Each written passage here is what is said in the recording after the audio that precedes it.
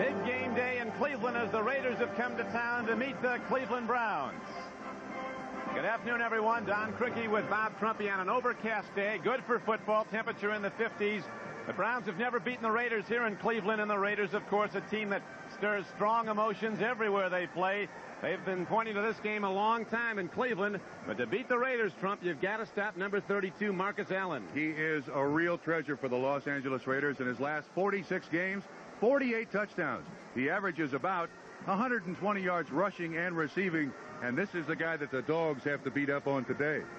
Now, the Cleveland Browns want to keep the Raider pass rush away from their outstanding young quarterback, Bernie Kosar, and to do that, Cleveland has to run the ball, and they've got the people that can do it. Ball control with these two gentlemen, Ernest Biner and Kevin Mack. Between them, they average about 140 yards rushing per game. This is the second best rushing attack in the NFL. Washington is first. Some 80,000 here at Cleveland Stadium. Tom Flores, a man who has 2 Super Bowl championship teams under his tenure as head coach of the Los Angeles Raiders. They don't like it here in Cleveland, but they've never been beaten here. The field's a little damp. Marty Schottenheimer has his team cooking right now. The Browns have won their last 3 games, and they're solely atop the AFC Central. Kickoff downfield. Barr hits it into the end zone, and Steele lets it go out. So the Raiders will go on offense, 1st and 10 at their 20-yard line. Mark Wilson, the Raider report on him is ankle's not 100%, his shoulder's not 100%, but he's 110% on guts, and he'll start today. Big, angular, lanky quarterback out of Brigham Young. There are the men he'll be throwing to and running the ball with. The offensive line, huge as always. They've shifted a lot of people, though. There have been injuries in the Raider offensive front. Marcus Allen aligned as the lone setback. Hawkins going in motion. The money back. Marcus Allen on 1st and 10. Gets some, not a lot. Bob Golick, the nose tackle for the Browns, made the tackle. Cleveland, a very tough defensive team. Golick in the middle. Reggie Camp is their best pass rusher. The linebackers on the outside in Chip Banks and Clay Matthews, 2 former Southern California Trojans. They have 2 Pro Bowl players, great players.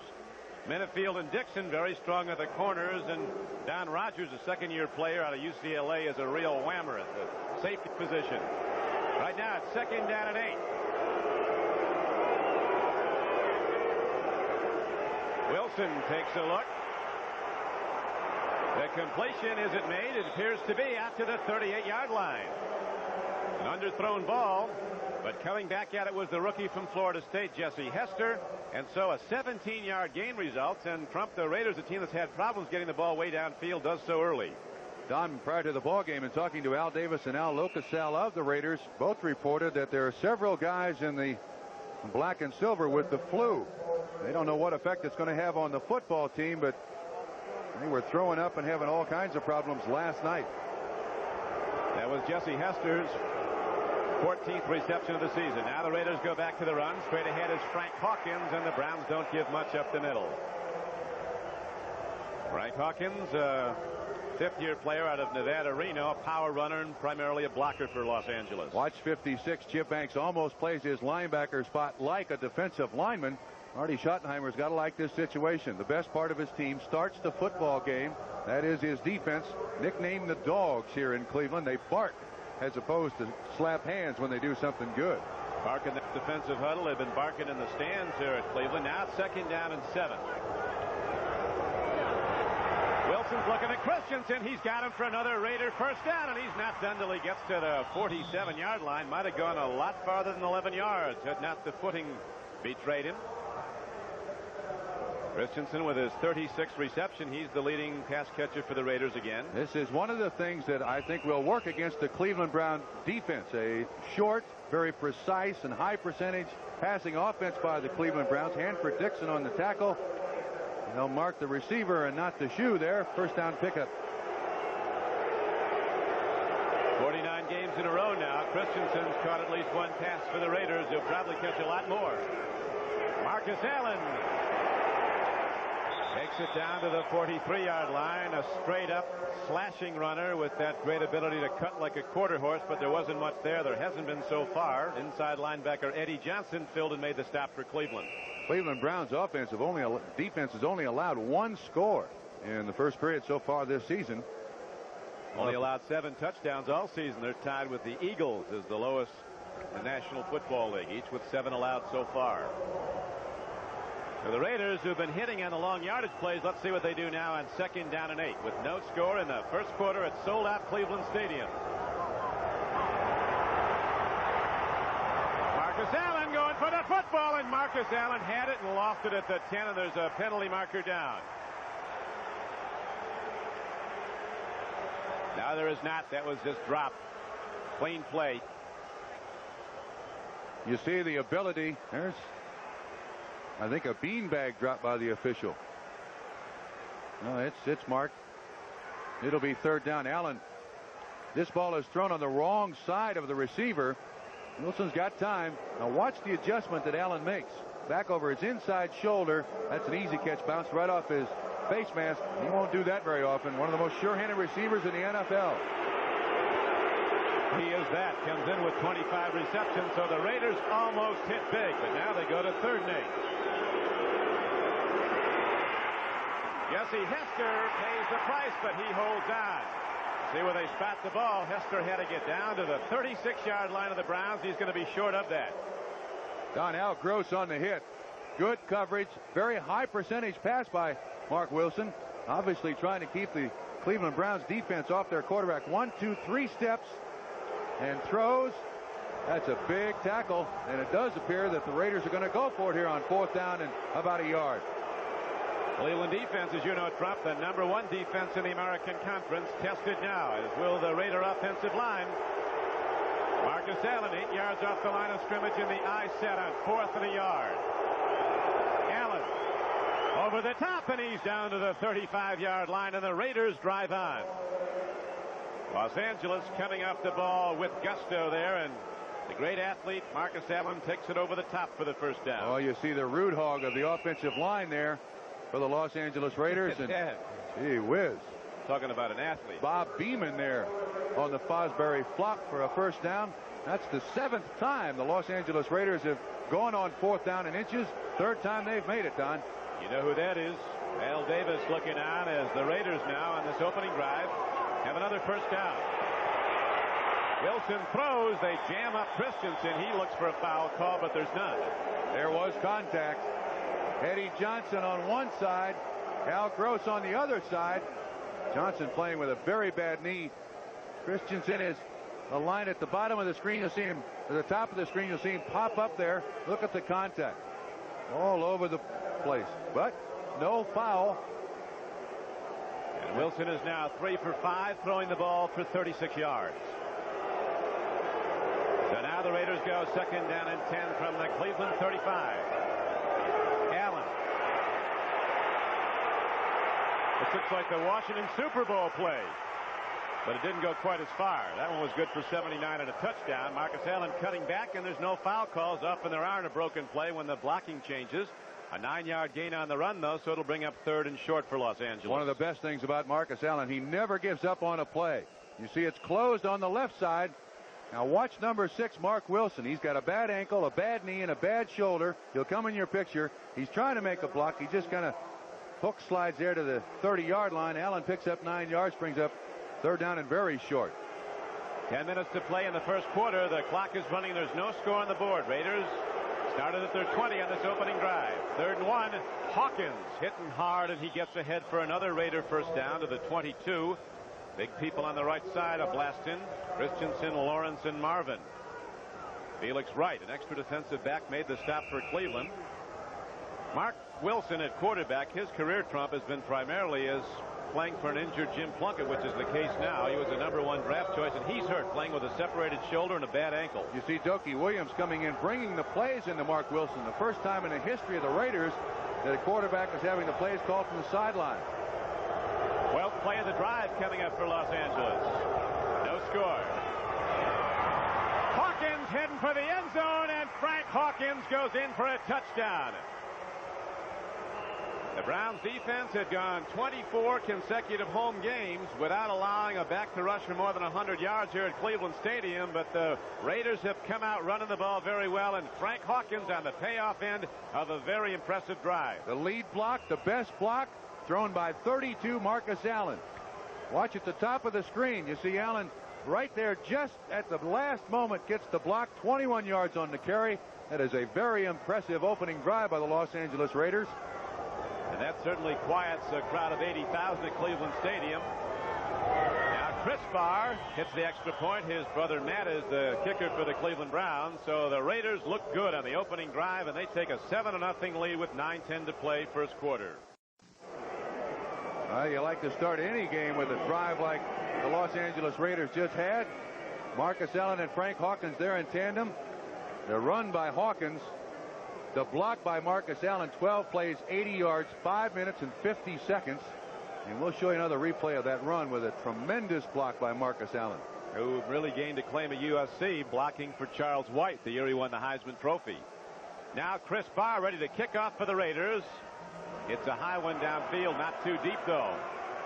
And he'll have to do it over again from his 30 as it goes out of bounds. Let's watch the touchdown run again. Here it is. From behind the defense, you'll see the little handoff to Hawkins. Now at the latter stages of this run, all of a sudden you'll see tremendous contact right there. Allen on Rodgers. 29 Dixon has got man-to-man bump and run coverage on Marcus Allen. He never saw Hawkins coming. 21 yards, 6 points.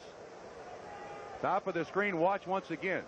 Allen is covered by Dixon at the top. Dixon right in front of Hawkins is not looking at the running back at all. And suddenly Allen goes in with a tremendous block. By that time Hawkins is around Dixon, easily into the end zone. That's one of the problems with a bump and run. When you got to concentrate on the receiver out there, you don't watch the running play coming at you.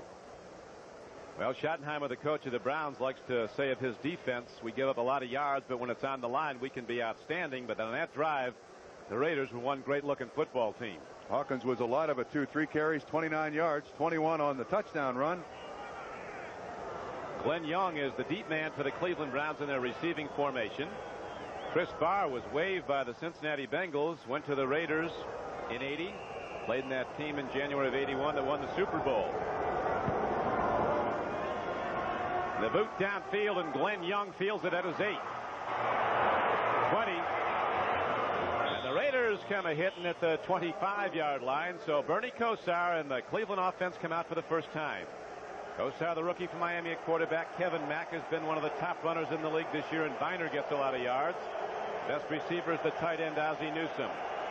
The offensive line is not full of number ones. In fact, there aren't any, but this offensive line's taken pretty good care of the QBs. Only 14 sacks, just 1 in the last 4 games allowed. Great run blockers, and that's what the Cleveland Browns want to do. They really do. They've got to keep the Raider rush off Kosar, and to do that, they've got to maintain possession by jamming the ball at Los Angeles, and they go to the run. Kevin Mack drops it up the middle, and he's out across the 35-yard line. Van McElroy knocked him down, but Kevin Mack, going straight ahead, gets 10 yards. Long, Piquel, and Alzado, they're all outstanding. Long might be the best at his position in the league. Rod Martin is the blitzer, the sacker at right linebacker. You know about Hayes and Haynes, called the best pair of corners in the league, although the 2 on Cleveland, Minifield and for Dixon, aren't far behind. Hayes and Haynes, I think, have gotten the press because they've been to Super Bowls. Minifield and Dixon are 2 excellent bump and run cornerbacks, very strong, very intense. Both these teams also have excellent support safeties. All 4 are great tacklers. Tim Spencer Trump just ran for a touchdown for the Chargers, and they now lead Minnesota 7-0. Houston, on a Larry Moriarty run, has gone in front of Cincinnati 7-0. Detroit up 7-0 on San Francisco. 49ers less than great at the moment. And Buffalo, on Greg Bell's touchdown run, is out in front of the Indianapolis Colts 7-0. Browns are the best team in the American Conference at running the ball, and the Raiders are the best in the conference at stopping the run, and that's what's coming right now in all probability on 2nd and inches. Kosar going to fire. Slapped right back at him. Piquel was there. Rod Martin was coming up the middle on a blitz. Bill Piquel is really emerging as a top nose tackle. Ozzie Newsome was the intended receiver, Don, wide open. Absolutely wide open. Defensive coaches teach their defensive players to, once they get into the offensive backfield, get your hands up. There's Piquel, hands up. He stops a sure completion to Ozzie Newsome. So Piquel comes out as the Raiders change alignments now, and he's ready to go again. And So is Howard Long. They shift around. They'll bring Piquel in the middle now as they go to the down line. Third down in yards. Piquel ready to move off Mike Babb, the center for the Browns. Here's the handoff, and straight ahead with the ball. There's a power back from Alabama, Johnny Davis, who got some. Looks like he's got the first down. Now let's go to NFL 85 and Bob Costas. Don, San Diego has an early 7-0 lead at Minnesota, and look who helps out with the block. There he is, number 80, Kellen Winslow, his first action of the year. It helps Tim Spencer get in from the 2, and San Diego leads it in the first quarter, 7-0. Back to Cricky and Trumpy. Thank you, Bob. We've got 7:44 to play here at Cleveland Stadium. 80,000 on hand. Now watch the Raiders, the team that they still remember so vividly, knocking the Browns out of the playoffs. And that January day in 1981. Browns have never beaten the Raiders here at Cleveland. Kosar, deep drop. Lane ball. It's up for grabs. It falls incomplete. As the Raiders come hard, Howie Long was busting up. 10 receivers, Brian Brennan, but nobody holds out Howie Long, and sometimes he's triple teamed. Long and Rod Martin. You can see Long jumps inside, picked up by Dan Fike, but he hits his arm. Therefore, Kosar can't really follow through. Look at the contact here on the receiver. All over the field. The receiver almost makes a reception here, boy. That's one for Cleveland. Throw it up like that, and it's not intercepted. Let's see what they do now on 2nd down and 10. Kevin Mack to the 42. He got 4. Rod Martin knocked him down for Los Angeles with 7:14 to play in the first quarter, and still 7-0 count, the Raiders in the lead. One of the things the Cleveland Browns must do today is stay out of that 2nd and 3rd and long situation, because then you put a rookie quarterback, as gifted as Bernie Kosar may be and eventually turn out to be. Defenses can give him false reads, can make him throw into coverage. And of course, with Kevin, with Howie Long, he's not going to have a lot of time to throw it. Now 3rd down and 8. Bernie Kosar from the shotgun. He thinks big games are fun. We'll see how much fun he finds the Raiders. 3rd and 6. Letting it go long. Clarence Weathers is out there, and he has the ball for the Browns on the 27-yard line of Los Angeles. So Kosar, who thrives on the blitz, as is a collegiate and through his early pro games, hits on a 34-yard throw against a full blitz right to Clarence Weathers, who's been a destroyer off the flank, maybe the smallest player on the field. Last week he had 3 catches for 146 yards. All of that yardage came in the second half. Kosar throws off his back foot. Marty Schottenheimer told us last week prior to the Houston Oilers game he'd never seen a better long passer than Bernie Kosar. And also, Trump, the Browns coaches were saying they haven't seen a quarterback in years have a week of practice like Kosar's had. He's really looked sharp, and he'll have to against the L.A. defense. Kevin Mack goes to the run, and the best running team in the American Conference on first down moves the ball to about the 23-yard line of Los Angeles. Rod Martin was on the stop. This is that breathless time of the football game for both teams. The Raiders take the ball down the field and score. Now the Browns need an answering drive. Started at their own 26-yard line. Big catch by Weathers. They can compete with Los Angeles if they can run the football. Raiders are leading the game. They drove 80 yards with their opening possession to take a 7-0 lead. John Jefferson is now in the game. He's on the right flank. The former San Diego Charger and Green Bay Packer. That's Jefferson in motion.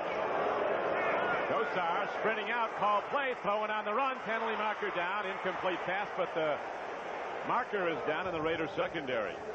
They're looking at Jefferson, who's yet to catch a pass since coming to Cleveland. That's going to be on Mike Davis, I believe. Strong safety for the Raiders covering Ozzie Newsome. Their legs kind of got a little tangled up. Raiders don't mind that. They really don't mind that. With all the bump and run that they use, there's going to be contact, and they'd rather make the contact and take the chance that the official's not going to drop the flag. You see Newsome come out right in the middle. You see Davis pushes him down. Flag thrown. I mean, all it is 5 yards and a first down for the Cleveland Browns. But they do move the chain markers, get 4 new downs, and they have the ball just inside the 19-yard line of Los Angeles. Raiders lead the game 7-0. First quarter, 5 minutes to play in it.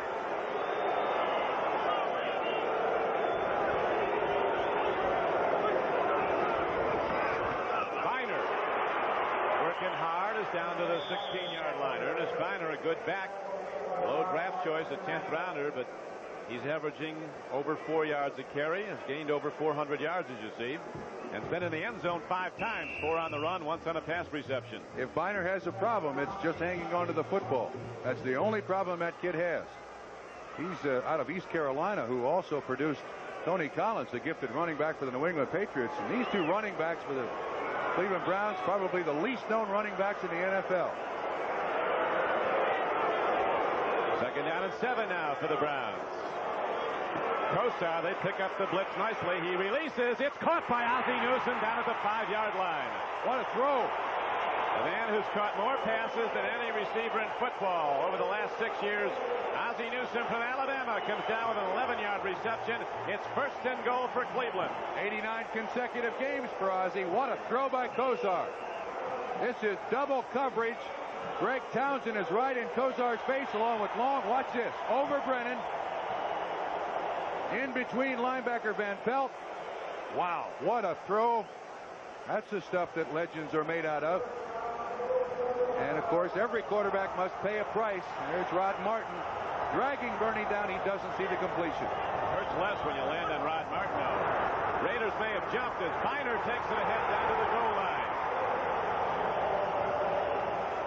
Browns getting a good surge in their offensive front as they take it again straight ahead on the run, but there was a penalty marker down. A Raider did leave early, but we'll see if he was drawn offside. Interesting, neither offense treating the other team's defense with much respect. And both teams came in here with great defenses. You're right. Defense offside.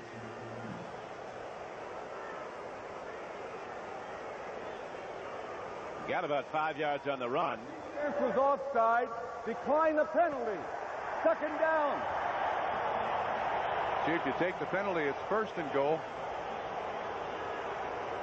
They have Marty Schottenheimer has confidence. They want the yards for the running back. If he got more on the carry, it was just by inches, but that was about 5 yards too, and they use it down. I'd still like to take the 1st down.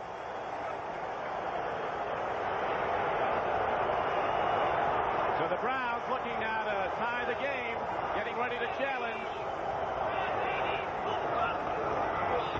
Bang! Biner. Touchdown, Cleveland.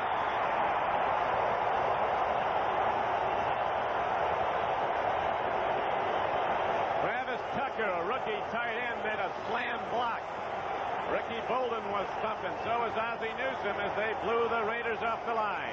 Don, last year, Cleveland Browns rushing offense was ranked 28 in the league. Today, number 2, and they now scored a rushing touchdown in 10 consecutive games, and they're the only team this season to score a rushing touchdown in every game they've played. Now Matt Barr's on the field to try to tie it, which his brother hit the extra point earlier, and now it's Matt Barr putting up the 7th point for Cleveland. So at 3 minutes and 9 seconds to play in the 1st quarter, the Browns and the Raiders are tied at 7. There's Ernest Biner, who just went in the end zone for the Cleveland Browns. The point after ties the game at 7. This is Don Criqui with Bob Trumpy at sold-out Cleveland Stadium, 80,000 here, as the Browns pointing to this game for some weeks. Ready to kick it off again to Los Angeles. First possession for the Raiders was an 80-yard drive in 12 plays, with Hawkins going in for the opening touchdown of the game. 21 yards out. Here's Sam Seal for Los Angeles. Penalty marker is thrown in as Sam Seal goes down at the 20-yard line. He'll run it to the offensive right. Good block on Howie Long. There are 3 tight ends in there. And Biner, with great leg strength, hangs onto the football, gets in the end zone. And that's an 11-play, 73-yard drive, capped by a 1-yard run by Biner. 6 minutes and 1 second of possession. Penalty against the Los Angeles Raiders. Take it back to half the distance to the goal.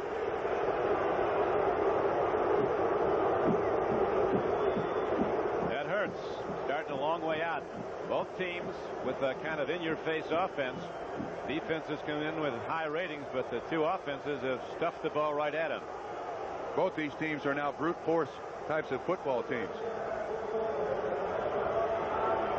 Mark Wilson and the Raiders set to begin their second drive as the Cardinals lead the Steelers 3-0.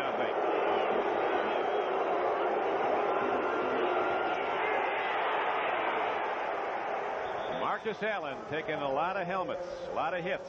Maybe the #1 attribute of the great runners is courage.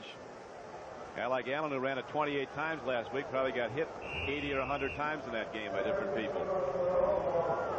Allen 5 carries for 20 yards. There's at least 4 people pounding on him every play because they know where the ball's going most of the time. Tackles that time made by Eddie Johnson and Tom Cousineau. Raiders gaining a lot of yards so far up the middle of that Dogs defense. Mark Wilson gets some time, and he gets it out, but he's too wide for Marcus Allen. Al Gross defending, but he didn't really have to, as it was not near Marcus Allen. They're taking pretty good care of Wilson, though. Yeah, you talk about a guy with no respect, though. He's the Rodney Dangerfield of the NFL. 16-9 as a starter, 3-0 in 1985. Watch Dokie Williams telling the play from Tom Flores. But for some strange reason, he's never really been able to take over the starting job from that guy right there, Jim Plunkett. Whole career has been filling in for an injured Jim Plunkett. Of course, Jim is out for the season with a shoulder separation. Mark Wilson, though, was no unknown coming out of BYU, a #1 draft choice who set 11 NCAA passing records. Not even close. That time they put the big heat on. Bob Golick is really coming up the middle. The nose tackle for the Cleveland Browns. The big 270-pounder from Notre Dame now in his 6th year, pressuring Mark Wilson, and so 4th down arises, and the Raiders have to punt the ball, and Cleveland could get very good field position, although the Raider punter Ray Guy is having a tremendous year. There he is, Ray Guy, last week. Punted the ball 10 times against New Orleans. Only 1 was returned, and that was for no yards.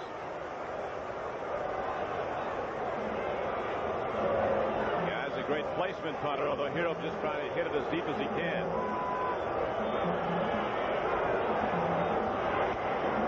Over and punt, not too deep. Clarence Weathers comes up on the ball for Cleveland. He's got a chance. The chance runs out as he goes out of bounds at the 44-yard line of Los Angeles. Then a penalty marker came in. It was a 34-yard punt and a 4-yard return. That's a clip. It's Ben Bright, the referee. Brad Van Pelt was clipped right in front of the Cleveland Browns bench. Now called illegal block in the back. Illegal block in the back. Receiving team number 37. Boy, did that hurt. Yeah, it really was senseless, too. Watch right there. I mean, he's not going to gain another inch even with the block. Poor choice by Rockins. We'll be back in a moment. On 1st down, again the long ball. Good coverage by the Raiders, and Lester Hayes almost picks it up. As they're going deep to Clarence Weathers, there is a marker down also in the Cleveland backfield. Weathers, in the opinion of the Raider coaches, has added a new dimension to the Cleveland offense because of his great deep speed. He really stretches the defense out, and then they've got the great short receiver in Newsome. Late hit by the Raiders defensive line on Kosar. Automatic 1st down, 15 yards.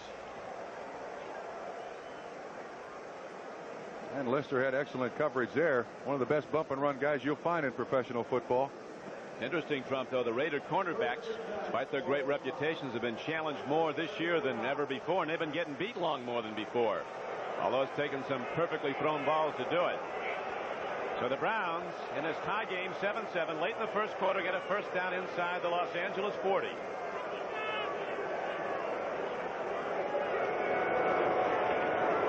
Kevin Mack. Los Angeles fans might remember Kevin Mack playing for the Los Angeles Express. He came out of Clemson, was projected as a high #2, maybe even a late #1 draft choice in the NFL, but he went to the USFL early as Dallas has taken a 7-0 lead now. Pittsburgh has come back to take the lead over St. Louis 7-3. The Steelers badly in need of a win. Atlanta needs one worse. They've not won this year, and they're leading New Orleans 7-0. One of the leading contenders in the Bo Jackson Bowl. 2nd down and 11 now for the Cleveland Browns.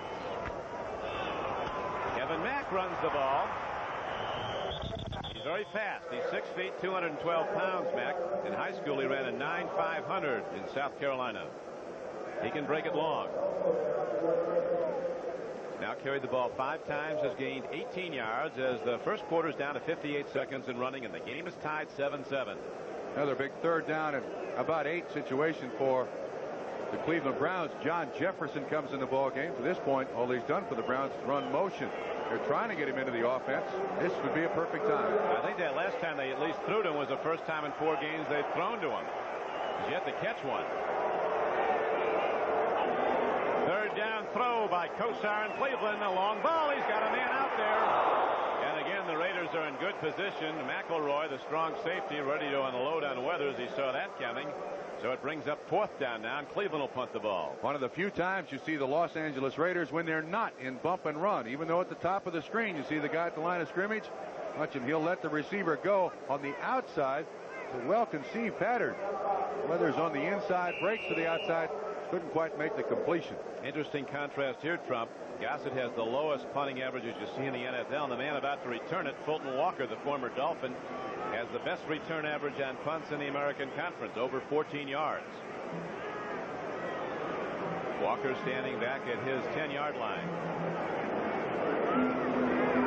Jeff Gossett hits a high punt. Well placed.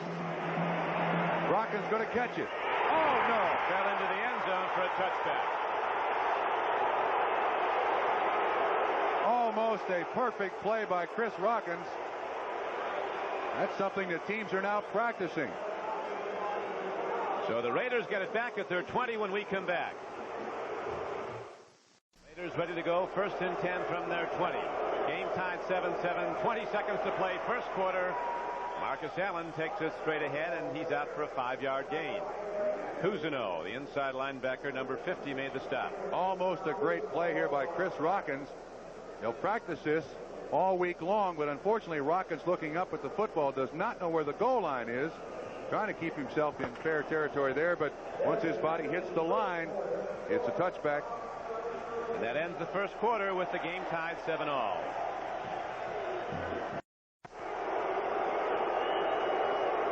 Browns crew at that sodded inn where the Cleveland Indians play baseball all day long will be out there trying to fix that. It's only been down 2 weeks.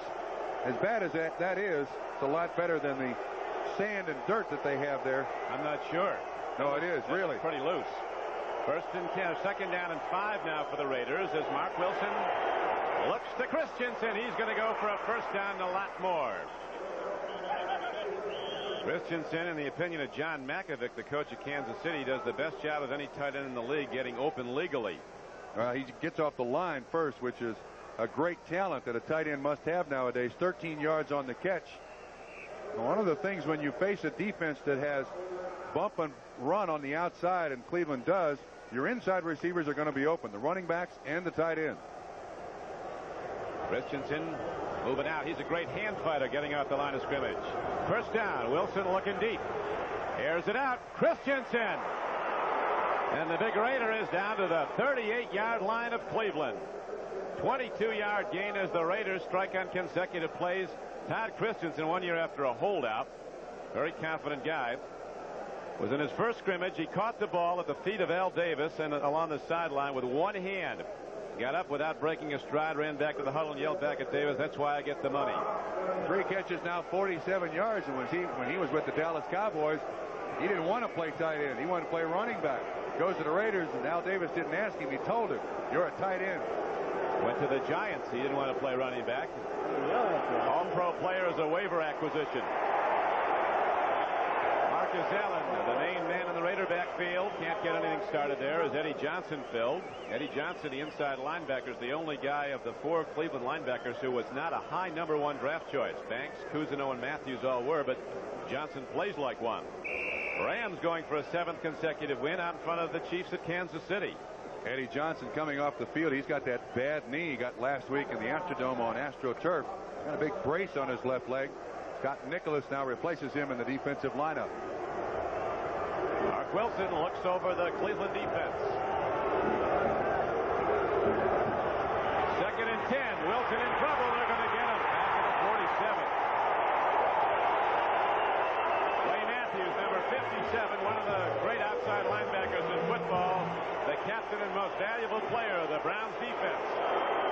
30th sack the Raiders have allowed. You'll watch 57. They try to have Hawkins a running back on Matthews. That's a mismatch. No running back, in my estimation, in the NFL can handle Matthews or Banks on the blitz.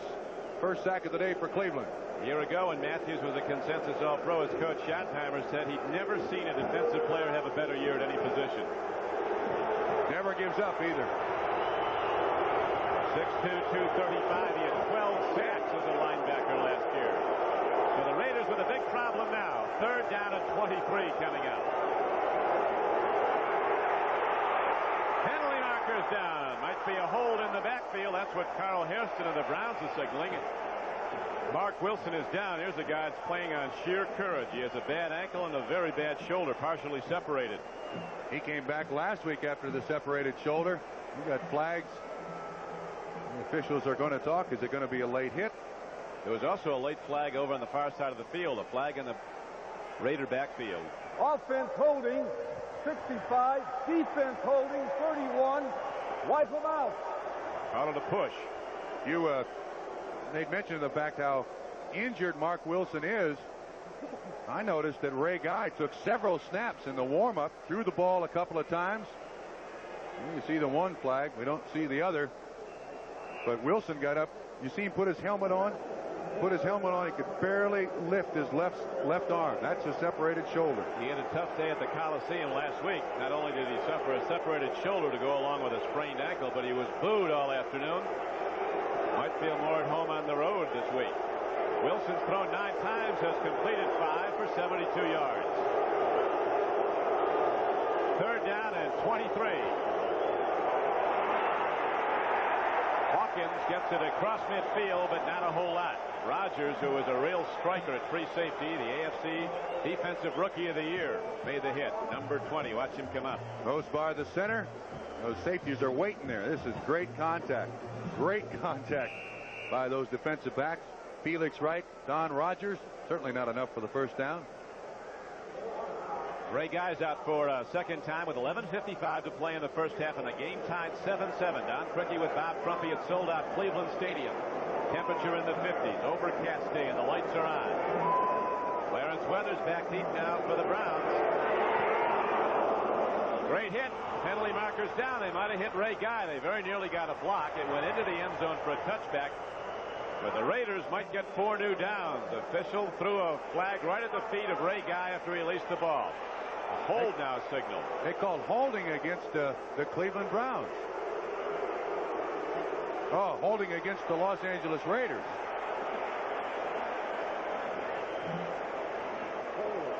So, 48-yard punt that just carried into the end zone for a touchback. We'll see what the Browns elect to do here. They're sending Weathers back out to receive another one. They're going to make him re-kick. That's one of the things you like about Ray Guy. He has such great athletic skills. It's hard to get a snap by him. Remember the Super Bowl? They felt that turned the game that was absolutely. Holding number 31. Decline the penalty. Touchback. He's such a gifted athlete. He's listed as their 3rd quarterback now.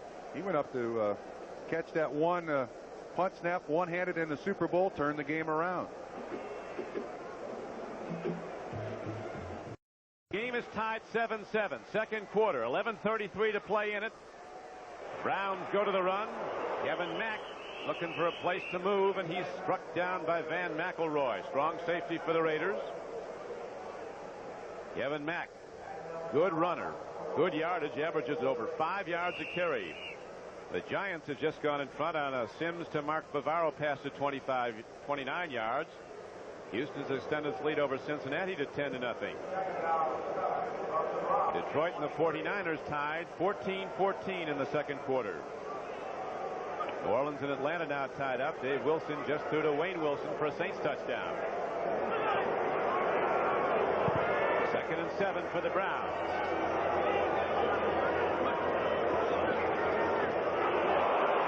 All-pro play by Howie Long as he stuffs Kevin Mack. More and more, Trump, you hear everybody in the league talking about Howie Long as the preeminent man at his position, defensive end. You can't hold him out. Most of the press he gets is for his pass rush. You can see here he can also play the run. Harry Holt, 81, was supposed to block Howie Long. He just follows the guard into the hole, and he's right there. Browns have run that delay sweep a great deal. Going to have to come up with another play. Notice, too, Weathers comes off the field limping and limping badly, Don. That's their deep threat. Browns Browns now go third and almost 13. They've converted 2 of 3 third downs earlier in the day. Right now, Bernie Kosar wants to get some counsel from the sidelines with 10 minutes to play in the first half. And the score, the Cleveland Browns 7 and the Los Angeles Raiders 7. Will be back. Now Craigie with Bob Trumpy back at Cleveland. This game was rated just about even coming in, and that's where we stand right now. It's a 7-7 game. Big play ready to bust pretty soon, though, maybe. Yeah, Don, I've been impressed with both teams' defenses after the opening drive for either offense. The defenses have kind of taken control of this game. One thing of note, Clarence Weathers on the sideline there. They're looking at his knee, and he's the Cleveland Browns' deep threat. He's made the one big play for Cleveland, a 32-yard reception. Going to hurt if he doesn't come back. Here's Kosar now on 3rd and 13, going to the run, and Binders shut down by the Raiders. So the Browns have to punt the ball, and Los Angeles could get good field position. Jeff Gassett comes out. Raiders the best in the AFC at stopping the run. The Browns the best in the conference at running the ball. So far, the Raiders have won that battle. Browns have only gained about 30 yards rushing. Bolton Walker is back at his 40-yard line for Los Angeles, and here's the punt by Gassett. Short one. Walker comes up on it. It's got some room to run. And he takes it inside the Browns' 45-yard line. Just a 30-yard punt by Gassett.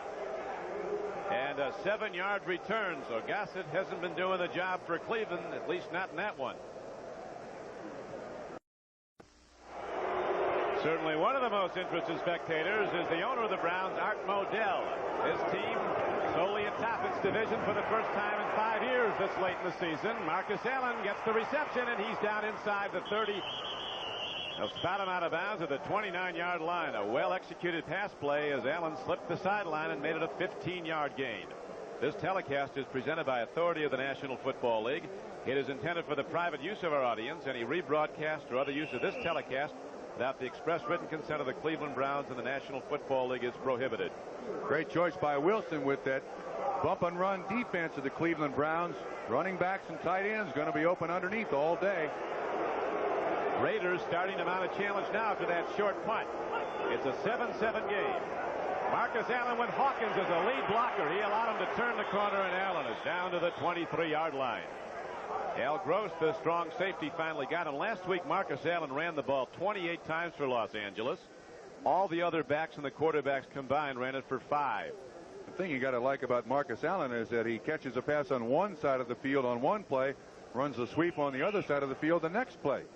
He is their offense. They're still trying to find that deep receiver like Cliff Branch was to get the ball down the field. Until then, they'll give it to 32 anyway. He'll take it.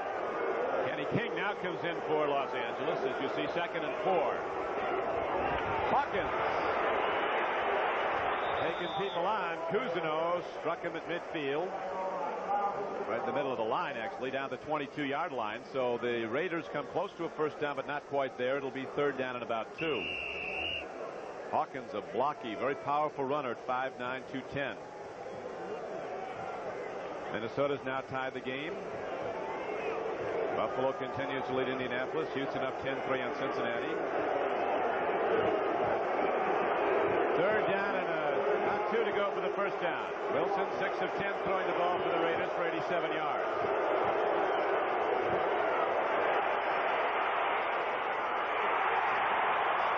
Almost, but it brings up 4th down as Christensen was hit with a well-timed blow by Eddie Johnson.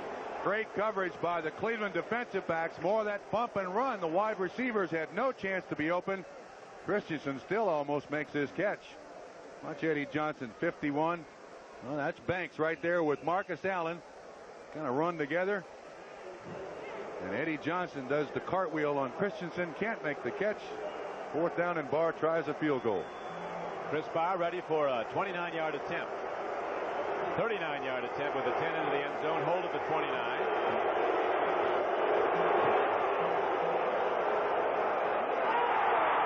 He didn't get there.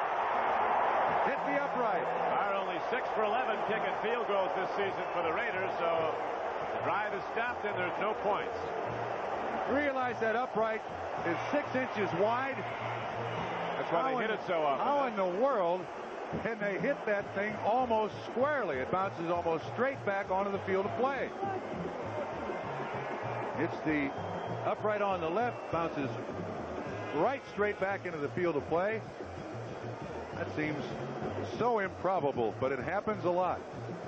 It does, and the Browns get the ball at the line of scrimmage outside the 20. They'll go first and 10 at their 22. 8:16 to play in the first half, and the game is tied 7-7. Both teams went on long drives in their opening possessions to score. Kosar has the ball tipped, and very nearly Matt Millen in position to intercept, and there might be a hold on Cleveland. It's the only way to keep Howie Long out, and they didn't even do that. Now they got to start keeping a back in there just to help the offensive line. Cleveland offensive line has allowed 1 sack in the last 4 games.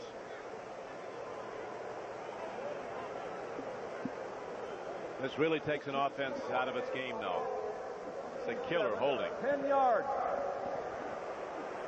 It's holding. It's against Cleveland. Ricky Bolden, number 77. He was blocking on number 75. Bottom of the screen. Howie Long right in front of him. Look at the strength of both of those guys. And when Bolden has his arm around the front of Howie Long, you see Howie Long tip the ball. He gets the holding call on him and tips the ball too. Not a bad play by Howie Long. We were told the Browns were going to spread out a lot away from Howie Long's side. They've only done it a couple times. Now on first down and 20, they go to the run and get nothing at all as Kevin Mack is stuffed at the line.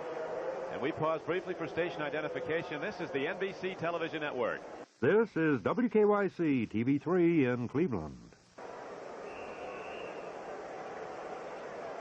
We're at Cleveland Stadium. 80,000 are here. The Browns already have had an 80,000 house for the Pittsburgh game. They could have one next week when Washington comes in. Now, they've really sold this one out a long time ago as the Raiders, a team they've never beaten at Cleveland, come back with those memories, almost 5 years old, but still vivid in the minds of all the Brown fans.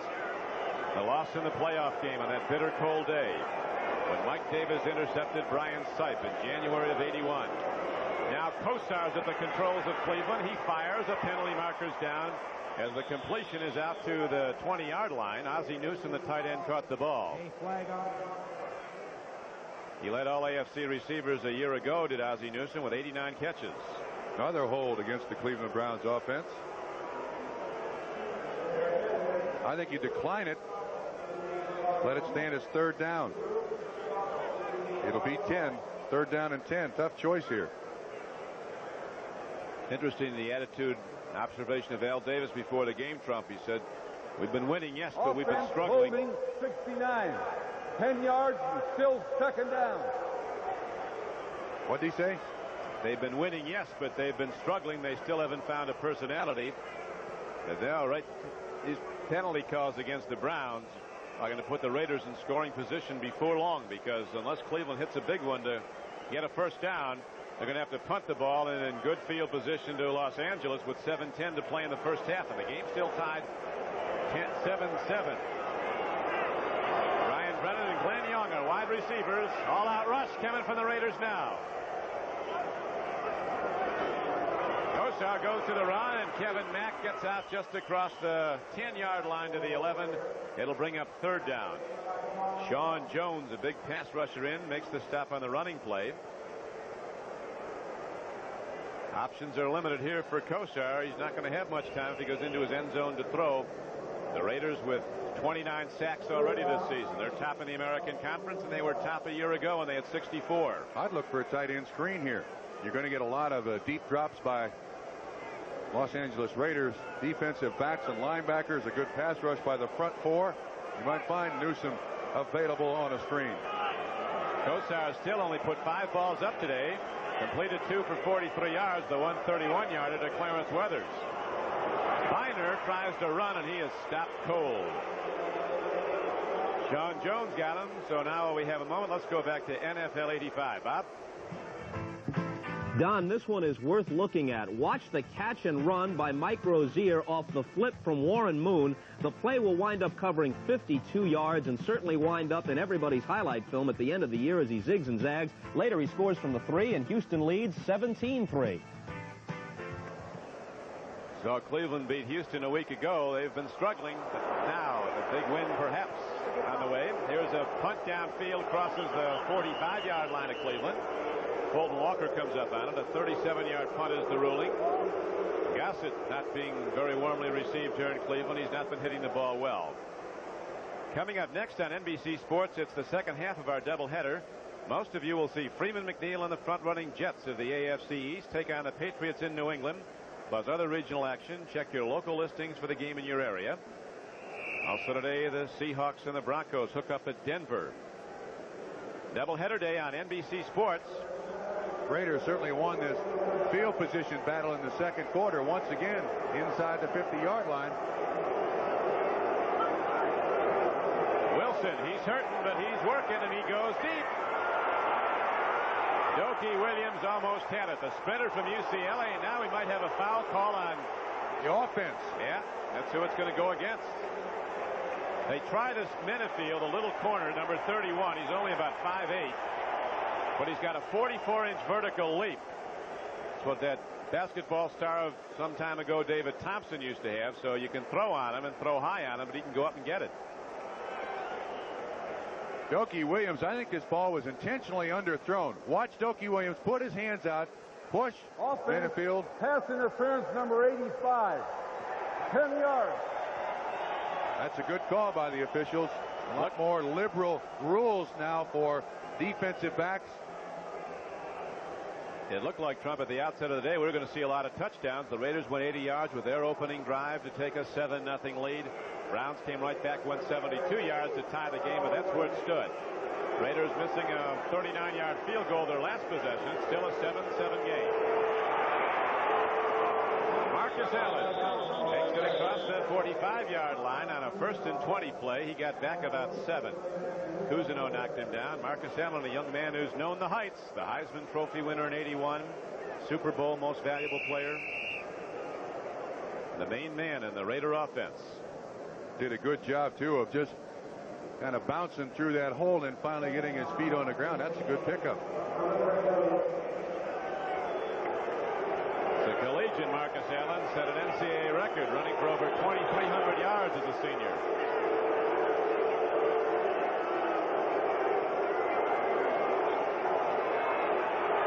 Wilson looks, and he's looking at Marcus Allen. A free ball that's incomplete. Another flag thrown very late. They're calling it maybe on Dokie Williams again.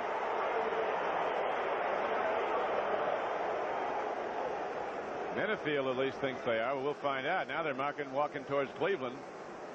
Dokie Williams, the sprinter from UCLA, called on a pushing foul a little bit ago, and another one was thrown in his area. Browns are signaling their bench it's going to be against the Raiders. The officials are talking it out, try to find out exactly. Personal foul, Los Angeles. Certain amount of frustration there when a receiver can't get open. All that hand fighting with the bump and run. Got to keep your cool. Offense, unnecessary roughness, number 85. Dokie a little fired up here today. He's not the size to be fired up either. 5'10", 175. Well, that's a big foul all the way back to the 33-yard line. This drive started on the Cleveland side of the field at the Browns 48. And now the Raiders are all the way back to their 33 in a tie game, 7-7 with 4:37 to play in the first half. One thing about it, though, Don, Raiders are used to penalties. Most penalized team in about the last 7 or 8 years of the NFL. Nobody loves Goliath. The Raiders widely booed, but they sell out. Just about every arena they go into, every ballpark in the league waits for them. This is a proving ground for a lot of football teams. If you can play with the Raiders, that means you're good. Two things are certain about the Raiders when they go on the road. The place is going to be sold out, and the other team isn't going to be flat. The crowd really starts up, and there's 80,000 here backing the Browns. Allen gets across the 35-yard line, but Cleveland shuts down the run. So now the Browns will get it back with 4:25 to play in the first half. That drive netted the Los Angeles Raiders a minus 20 yards. Two personal fouls in the same drive against Dokie Williams. One was a pushing foul, The other, just a personal foul call for hitting a defensive back. So Ray Guy's on the field to punt, and back deep now for the Cleveland Browns is Brian Brennan, a former All-American at Boston College, a small wide receiver, but very quick. Liken him to Steve Largent. Beautiful hit by Ray Guy. Brennan going to let it roll. And the Raiders are going to get it down at the 2-yard line of Cleveland. That sod is so soft, Don. And when that ball hit, it just died. Absolutely died. So Ray Guy, who's punted for more yards than anybody in the history of the game, hits a 61-yarder. In his career, he's punted for over 22 miles, over 39,000 yards. And above all, he can place the ball. With 3:41 now left to play in the first half, it's a tie game, 7-7, and the Browns looking for good field position. Instead, find themselves pinned back at their 2-yard line. Don Brennan made the right choice there, too. At the 10-yard line, the punt returner must let the ball go. But it's so soft down there. That ball was just cradled into that sod, stopped dead. And that's one time Ray Guy didn't want a foot more on the punt. Now what can Bernie Kosar do here? He'll probably try to run it out with one of those big backs aligned in the eye behind him.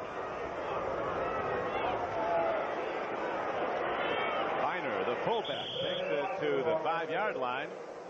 Now let's go to Bob Costas at NFL 85. Bob? All right, Don, the Bengals come back and close it to 7 again at Houston. Boomer Esiason zips this one 20 yards to the #1 draft choice, Eddie Brown. On the point after attempt, Steve Kreider picked up a fumble. He's the holder and ran it in for the point. So they get it anyway and trail by 7. Whatever it takes. Kreider's a guy like that. He can do a lot of things for you. Jefferson back in the ballgame now for the Cleveland Browns, still awaiting his first reception as a Brown. Second down and 7 now for Cleveland. Beautiful low pass. Kevin Mack has the ball. He's across the 25, taken on tacklers. He's out to the 30, and there's a penalty marker down at the line of scrimmage. It'll come back. Ozzie Newsome, 82. He moved early. Wow. That wasn't as much a pass as it was kind of a shot put. Flag on. He led him perfectly, though, but yes, he did. To no avail, as misfire at the line of scrimmage cost the Browns a big gain and would have gotten them out of trouble.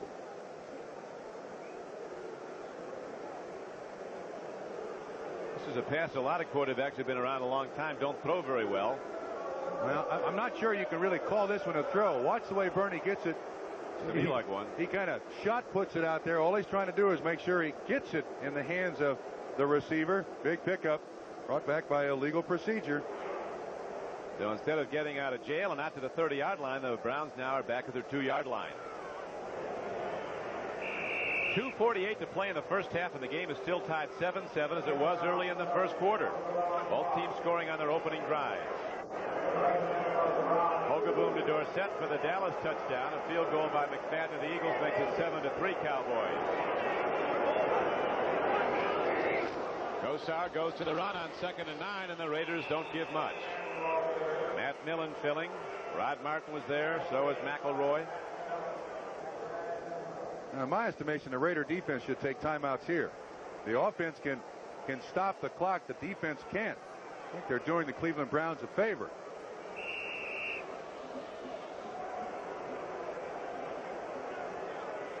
Some thunderous hits administered, particularly down on the goal line. Either way, when the people are just blasting straight ahead on the zone blocking, and we're going to hear the music of NFL goal line football. It's really what a goal line offense what the Browns have been running here to try to get out of this, excepting that pass that was called back. 2 minutes now is showing on the clock. In a moment they'll call timeout. Now, see, the Raiders just wasted 39 seconds. If they'd have called a defensive timeout, they'd have had the ball before the 2-minute warning, which is an extra stoppage of play. So it's 7-7, 2 minutes to play, first half. Raiders have been dominant in the series over Cleveland. 6-1 in regular season, 2-0 in the playoffs. Browns have never beaten them here in Cleveland. 2 minutes to go now in the first half. Don Criqui with Bob Trumpy at Cleveland Stadium. It's sold out on an overcast day on the shores of Lake Erie. The lights have been on since the opening kickoff. 80,000 are here. As the Raiders sharing the AFC Western lead with Seattle and Denver, all at 4-2 coming in. Hook up with the Browns, the sole leader of the AFC Central at 4-2.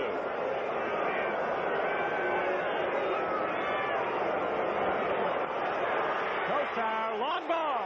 Jefferson comes and can't come down with the ball. John Jefferson almost had a big one, but he comes up empty, coming down. Mike Haynes and Van McElroy in coverage. This is as close as he's come to catching one. A very gutty call by the Cleveland offense. Even with the pass rush of the Los Angeles Raiders, Bernie stands back there. This is well thrown. When J.J. leaves his feet, can't really control the ball. 4th down. And the Raiders, with 1:54 on the first half clock, could get very good field position. Another poor punt. Fulton Walker takes it at the Cleveland 41. Browns come sticking on special teams. He's been averaging 14 yards a return, but not today. But the punting of Gossett has been abysmal. Watch this throw once again. Sets up very well. He's looking. It's there. It's there. Did he catch it? Oh, so close. Once again, great field position now for the Los Angeles Raiders. Last drive, minus 20 yards on that drive. Raiders, though, with plenty of time now to get some points up, as this game is still tied 7-7 as it was in the first quarter. 1:42 to play, as you see in the first half. Mark Wilson working at quarterback. Hawkins and Marcus Allen his runners. Jesse Hester, wide receiver speed to the left. He's running deep. But the ball goes to Marcus Allen, who loses one DB and takes it inside the 25-yard line. Al Gross, the strong safety, tried to get him, and Marcus beat him with a shoulder deke and went ahead for a 16-yard gain for the Raiders and stops the clock. He's such a threat. He's simply an outlet receiver here, but this ball is thrown about 4 yards deep, and he turns it into about a 16 or 17-yard gain. That's what you want. Let him stop there dead. Cousineau drags him out of bounds, stops the clock. 1st down Raiders. Always a threat to throw the ball, though now when he catches a pass. And in the backfield, Marcus Allen is a very good high school quarterback. Lincoln High in San Diego. There's a big play. Carl Hairston, a former Eagle, comes up to make the stop on Allen as you see the game clock winding down to 1:26, where it's stopped by a Raider timeout. So as Chris Barr starts thinking field goal, we break for this word. They're standing by at NFL 85, Bob and Ahmad and Axe, to update things on the 7th Sunday of play. We have co-leaders in their divisions today. Browns actually sole leader for the first time this late in the season in 5 years in the AFC Central. And Marcus Allen, Trump, we've been watching him. 120 yards a game. You pointed out at the outset he gets running and catching the ball. Got 70 today. Yeah, 11 carries, 40 yards rushing, 2 catches, 30 yards receiving. And don't forget that big block on the touchdown run by Hawkins. First touchdown of the game, a 21-yard run by Frank Hawkins, with Allen keying the way with a block. And here now is Wilson throwing. Christensen is down inside the 15-yard line, where he's knocked down by Al Gross. Going to the line of scrimmage. Play already called, or Wilson will call it at the line of scrimmage. Plenty of time, no reason to panic. Doki Williams on the right flank. Hawkins gets it down to the 10, so the Raiders are right straight ahead in very excellent field goal position, but still a lot of time left as they stop the clock with 59 seconds to play in the first half. The Raider offense keyed around Mark Wilson in the absence of Jim Plunkett. The backup to Wilson is a rookie from Oklahoma State, Rusty Hilger. They're very high on. The Raider fans sure are. They wanted him all last Sunday. Came in through 129-yard reception, then went back out. Well, I have a theory that every fan everywhere wants the guy sitting on the bench to start. No matter who he is, what color he wears, the guy on the bench is better than the guy starting. Of course, they see him one game a weekend, and the coaches see him 6 days a week. But when you pay $15 or $20, you know better than the coach. Put in the backup. One time when the Raiders were playing up in Oakland, they took a man on the street survey. Asked them what they liked best about Raider football. One guy said the last 2 minutes. That's when Ken Stabler was there. This This is where they're tough. 59 seconds to go now as we're in the last 2 minutes of the first half. And a tie game, 7-7. Schottenheimer's Browns, number 1 in the AFC on defense, take it in. First and 10. Wilson throws, and Don Rogers had a hand on the ball. They were looking again at Todd Christensen. Second down. Once again, great contact. Legal contact by the Cleveland Browns defense. You see a good rush here, too. Games all over the place up front. Rogers almost picks that off. That would have been a spectacular catch. Second down and 10. They can get a first down, Don. Yeah, they can. They're at the 11. Talked about Stabler leading those comebacks, but over the years, doesn't matter who the quarterback has been, the Raiders have been the best to beat the clock. Wilson right now has completed 8 of 15 for 111. Christensen's caught 4 for 56. Second down. Touchdown. Marcus Allen comes down with the ball, and the Raiders break the tie as Marcus Allen, who among other things was an all-state basketball player, shows that rebound ability going up to take it down. That's his 49th catch. Touchdown scored in 47 games. He ran it out and up. And I'll tell you, Trump, you know, they talk about pass offense starting with pass blocking. That Raider front has taken care of Wilson. They know he's hurt. They gave him time. That's his third catch of the day now. 41 yards and that touchdown. 11 yards on that catch. Kid can do everything. Probably can kick extra points, too. The more he gets it, the more he likes it. He'll carry it every play if they want him to. Great durability.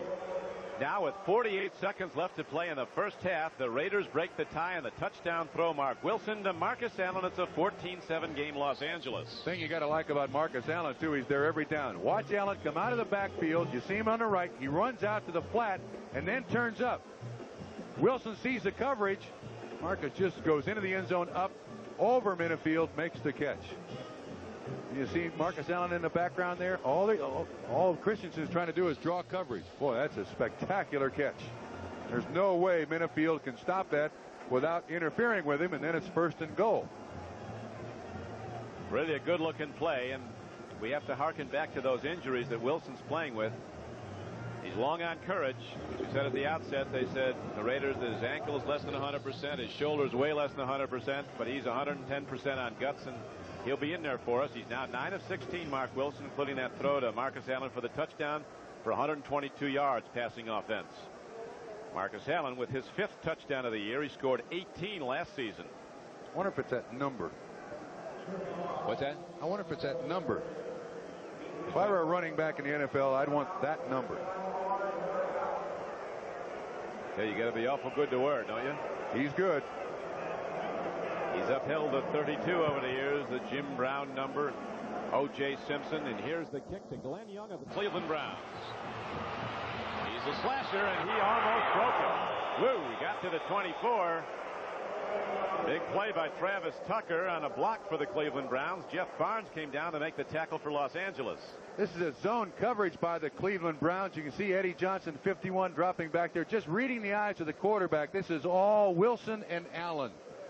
He gets into the end zone, comes down with the football. Minifield had no chance. There should have been underneath coverage there to help out. There wasn't.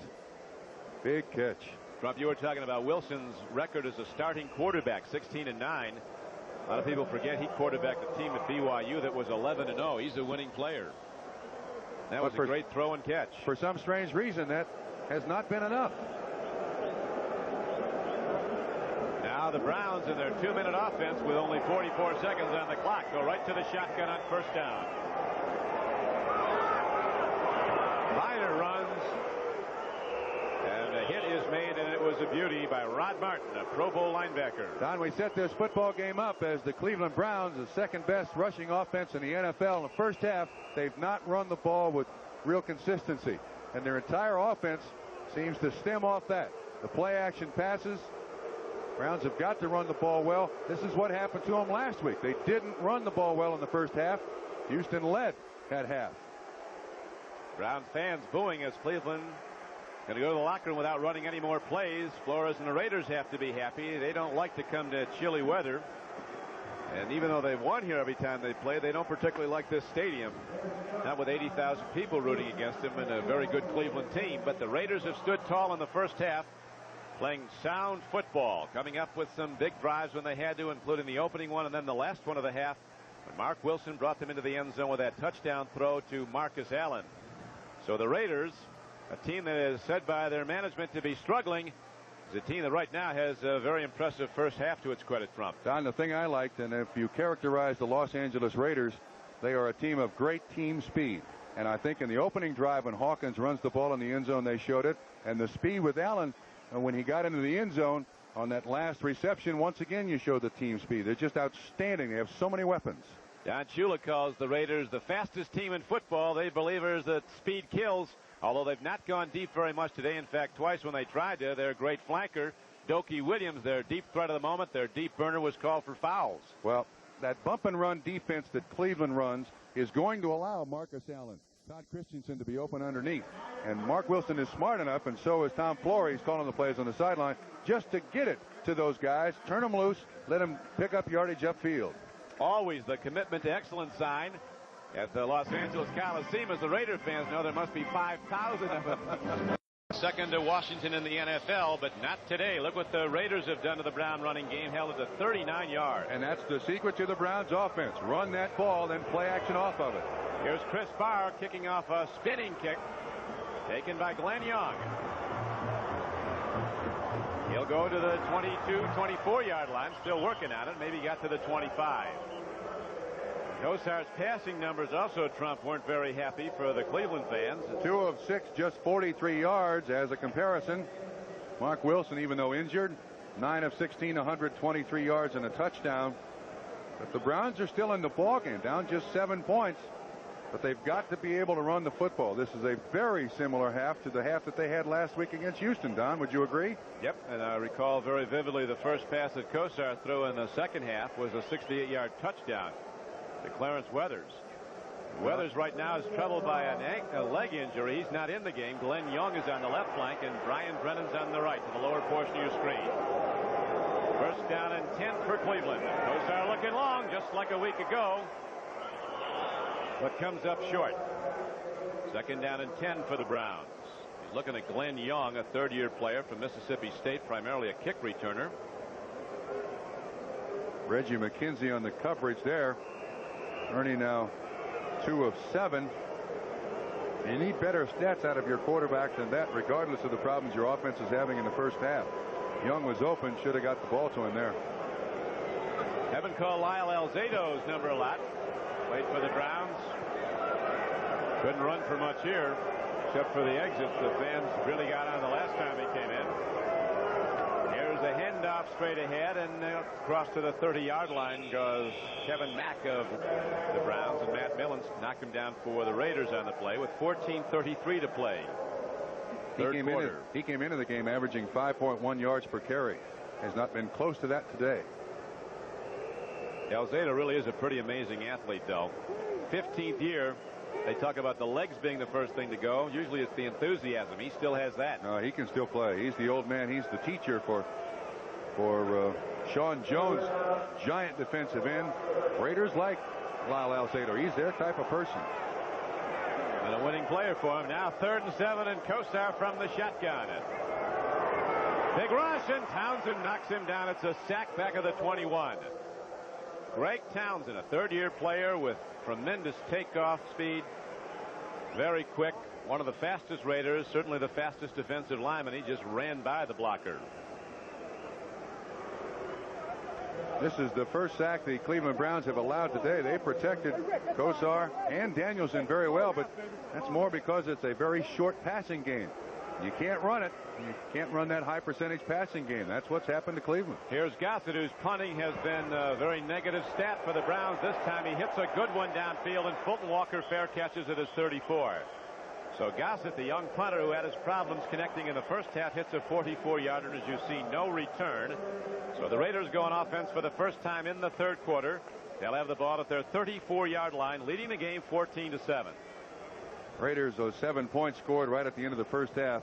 You have no idea what that does to a team when you score the points and the way it makes the defense feel when you score points against them going into the half. Now you shut Cleveland down to start the second half. You got a chance to put more points on the board. Allen might be getting the ball. He said something to Wilson when they broke the huddle. Marcus Allen, the sprint draw. Stock play in the Raider arsenal, and it carries Marcus Allen out across the 40-yard line to the 42.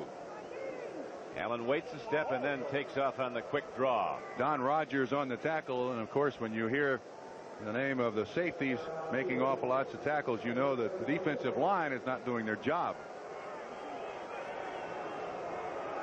Browns defensive coordinator Tom Bettis says we don't blitz a lot because we've got such good people. We don't have to. We play a straight-up defense. Raiders playing one of their best games this season, maybe the best since the Jets game in the opener. Here's a handoff, and Marcus Allen in open field inside the 45-yard line. Sees there's no further road, and he takes it out of bounds for a 15-yard gain, and the Raiders start to challenge again. Watch Don Rogers. He's the safety. They catch the defense in a shift. Power of the formation went one side. Hawkins with a great block. Number 27, Allen out there. Boy, he floats, doesn't he? 15-yard run. Remember, the Cleveland Browns have not allowed a running back to rush for 100 yards in 24 straight games. This being the 25th. He's now got 63 yards. And over 40 yards catching the ball. He's over 100 for the day. Won't get anything here, though. Defensive end Reggie Camp comes up to get Marcus Allen in the Raider backfield. So the knockdown will be made outside the Cleveland 45-yard line. They'll spot it right at the 45. Didn't look like Reggie was touched by anybody. It's a pull. Camp just comes in from behind the pull there to make the tackle.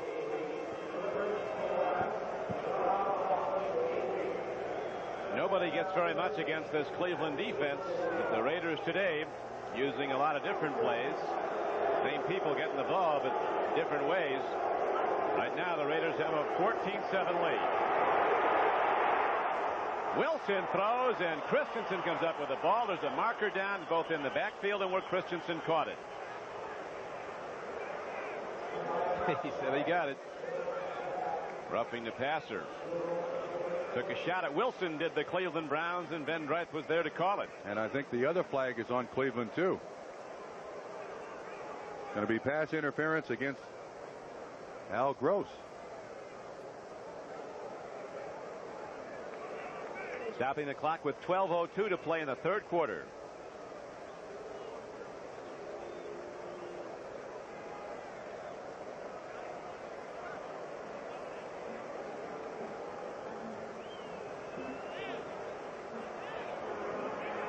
Both against Cleveland.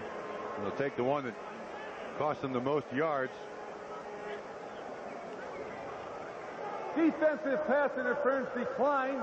Roughing the passer will be accepted. 15 yards and a first down. Now, one of the problems that tight ends now face because of the bump and run coverage on the outside, the release off the line, and the contact made by people down the line. You see Eddie Johnson on the inside, Gross on the outside, hand on the jersey. He's just kind of leading him around the defensive backfield there. Contact, first down, Raiders. So the Raiders have quieted this crowd now. That penalty took something away from the Browns, and here's Wilson going back to his ace. Marcus Allen heading back the other way. Look at the blockers form, and finally Allen is chopped at the 36. There was a channel of blockers on the far side when he cut back, but Eddie Johnson, the inside linebacker, split him and got through for a 5-yard knockdown. A loss on the play.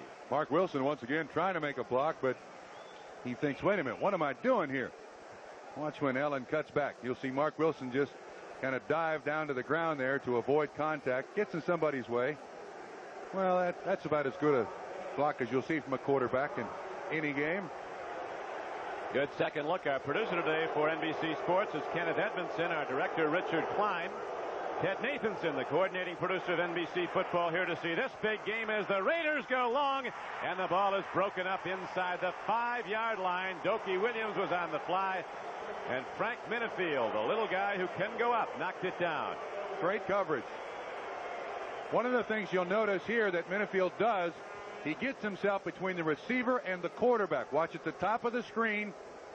He makes sure that if the ball is going to complete, it's got to go through him. See, he's right inside the receiver. Perfect position by Frank Minifield.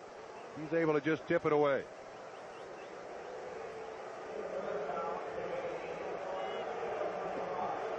Raiders only 2 for 7 on third down conversions in the first half. Let's see what they do now as they have third and long, 3rd and 15. Raiders lead the game 14-7.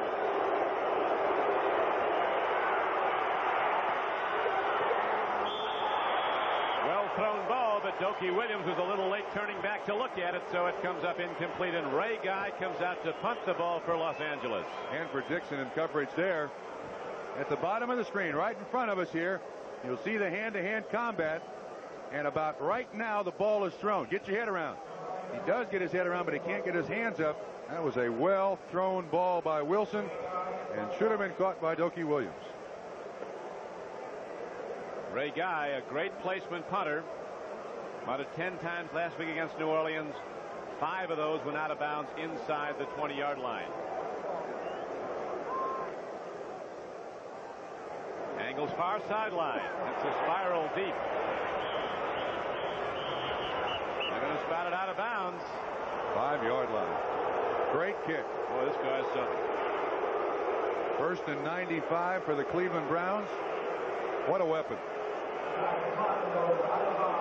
13th year, Ray Guy doing it better than ever. Cleveland Stadium is the site of the action. Don Criqui with Bob Trumpy. Browns have the ball, but they have it in the problem area at their 5-yard line, trailing the Raiders 14-7 in the 3rd quarter. Kosar swings it out. That was the play to Mack earlier that was called back. You'll remember in the first half. Mack is out to the 20. So he gets out of jail. 15-yard gain for the Browns. Great call. But in big games like this, look where they've started and what's happened for the Cleveland Browns. Field position has been absolutely terrible for Cleveland throughout this football game.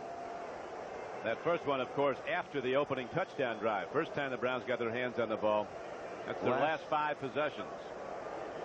They got to run the ball, and they got to run it with consistency. John Jefferson at the top of your screen has yet to catch a ball as a Cleveland Brown. They're going to look at him before long. This time they go to Kevin Mack on the run. And the Raiders come hitting again, make the knockdown at the 24-yard line. That's vintage Raiders. Not late, but almost late. Just on time. Piling on. That's what builds the reputation of the Los Angeles Raiders. This is a good pickup by the Cleveland Browns, about 4 yards. McKenzie holds him up. 1, 2, 3, 4, 5. And wait, 6.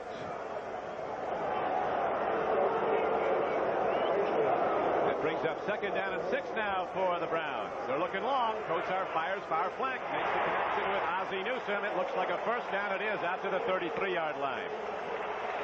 Trump, we've talked about the Browns having to run to get in this game. I think they got to throw. I think the Raiders are going to stuff their run all day because they've done it so far. 9 yards on the catch. But, Don, the thing that sets up the Cleveland Brown offense, you've got to hold those linebackers at the line of scrimmage to free people like Ozzie Newsome. You do have to establish control of the line of scrimmage. And that you can only do by running the football. And that's what Marty Schottenheimer wants his offense to accomplish.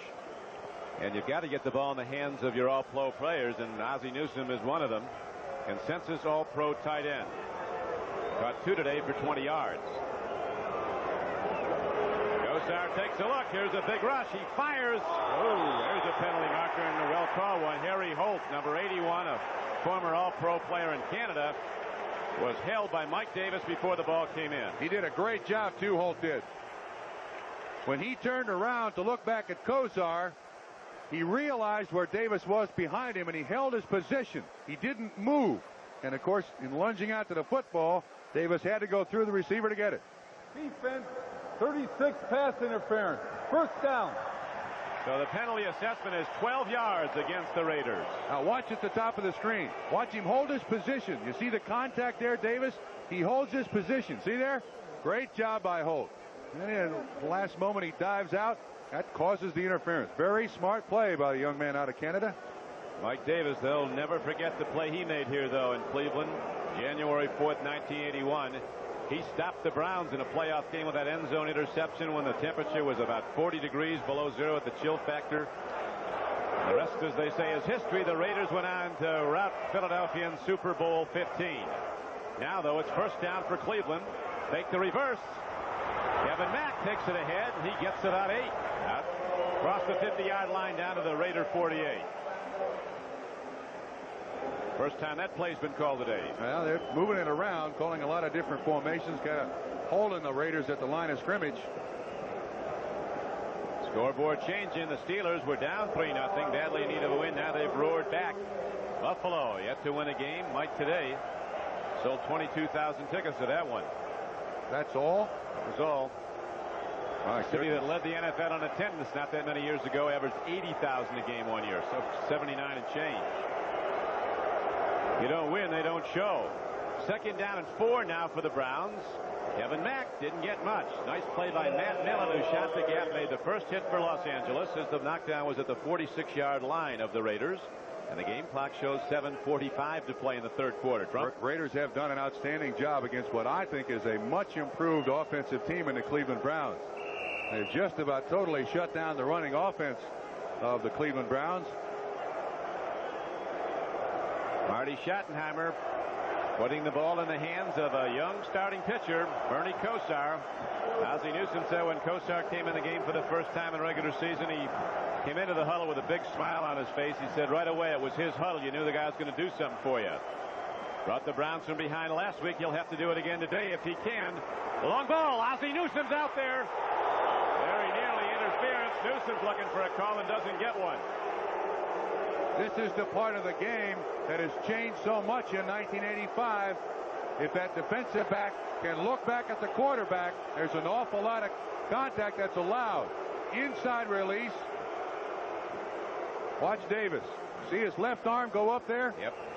But his head is back. Perfect coverage. So the officials say, hey, they're both going for the football. That rule, in my estimation, has been hard to enforce by the officials. But Davis certainly was looking back at it, so they couldn't fault him. And now Gossett's on the field to punt the ball for Cleveland, and Fulton Walker's back at his 10-yard line for Los Angeles. Angle punt near side. Could be trouble for the Raiders. It is. Ball's not. 9-yard line is down, and that's where the LA Raiders go on offense, first and 10. Still 14-7 Raiders when we come back. While we were away, there was a penalty marker on that punt by Gossett that was down to the 9-yard line. Legal man downfield for the Browns, so they had a repunt.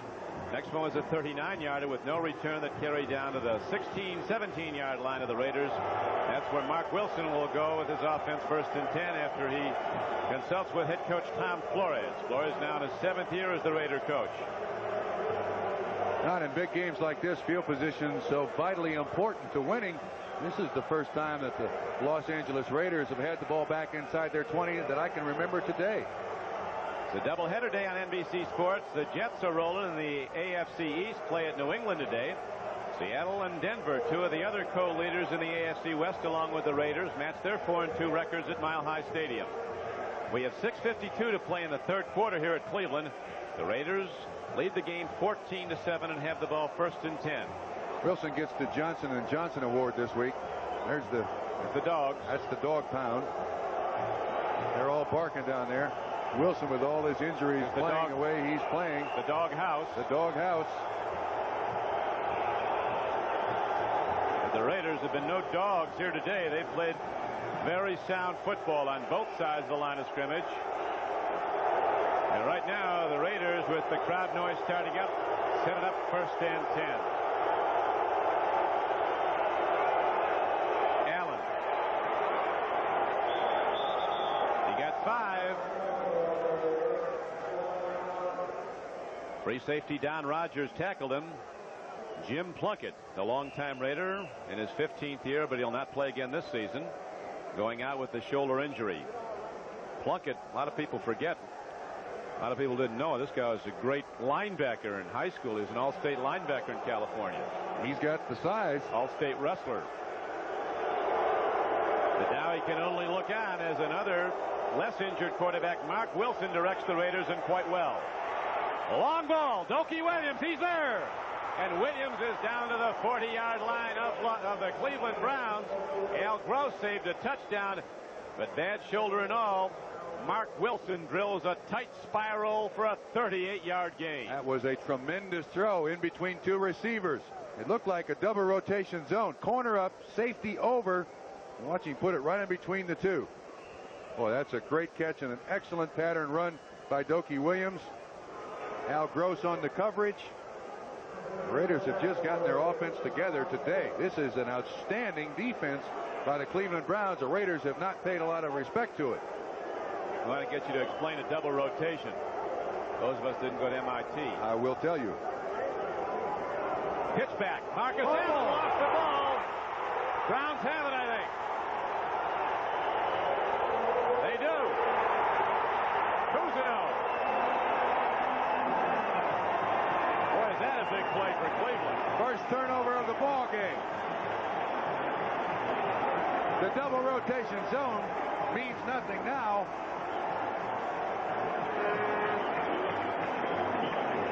On the pitch by Mark Wilson, it did appear to get to the hands of Marcus Allen. A lot of times a running back, you see the pitch. Well, it was thrown a little bit behind him. Hawkins out in front. As good a hands as Marcus Allen has, though, that's an easy catch for him. I have a feeling he was just looking upfield. Browns are going to have to go deep with the throw to beat this Los Angeles team. They're not going to beat him running.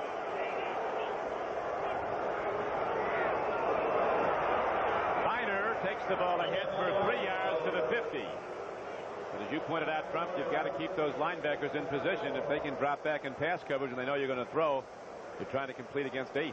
Yeah, the thing that the Cleveland Browns must remember, they're still squarely in this ball game, down by just a touchdown. And you can still keep the ball on the ground and influence that Raider defense, and influence it a lot, and that opens up the pass game. There's no reason to go out of the offensive game plan for the Browns yet. Very big turn of events. The fumbled pitch back by Marcus Allen, and the Raider drive is stopped, and now the Cleveland Browns, trailing by 7, have the ball in the third quarter. 4:34 to play, and the clock running. Kosar takes a look, gets some time, guns it up the middle, and he's incomplete. Here's Marcus down all over. Lester Hayes will have the flag thrown on him. Lester, I take no prisoner, Hayes. Holding Brian Vernon's uniform. How many holding or pass interference penalties have we had against the Raiders today? More than they like. 5 yards, and that's a first down.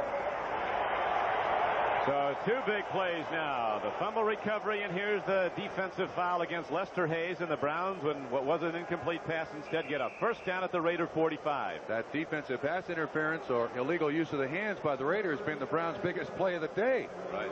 It's happened several times. Kosar has been a great deep thrower his whole career.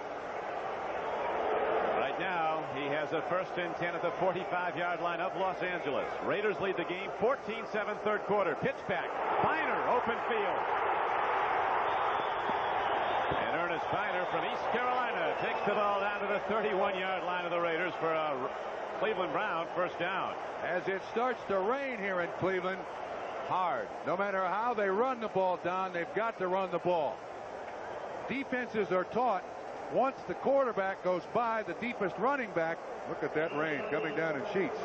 Linebackers are taught that once the quarterback goes past the deepest running back, you drop in coverage.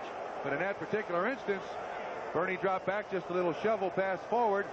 If Biner drops it, it's just an incomplete pass. Good call. Now they go again. First down and 10 for Cleveland. 32-yard line of Los Angeles. Browns down by 7. Kosar loops one out, and there's nothing but Raiders nearest to it. Who was he throwing it to? I think he was looking at John Jefferson, who one of these days is going to catch a pass for Cleveland. Bernie's got to learn that you don't kind of hang it up there. That one could have been fair caught by anybody. 4 of 11 for 67 yards. He's used to throwing the ball in the rain, too. That should be no problem out of Miami. They very seldom played a game when it didn't rain. Young man doing his barking for the Browns. Bark louder. They need it. Got that bark juice in him, I think. 2nd and 10 for Cleveland.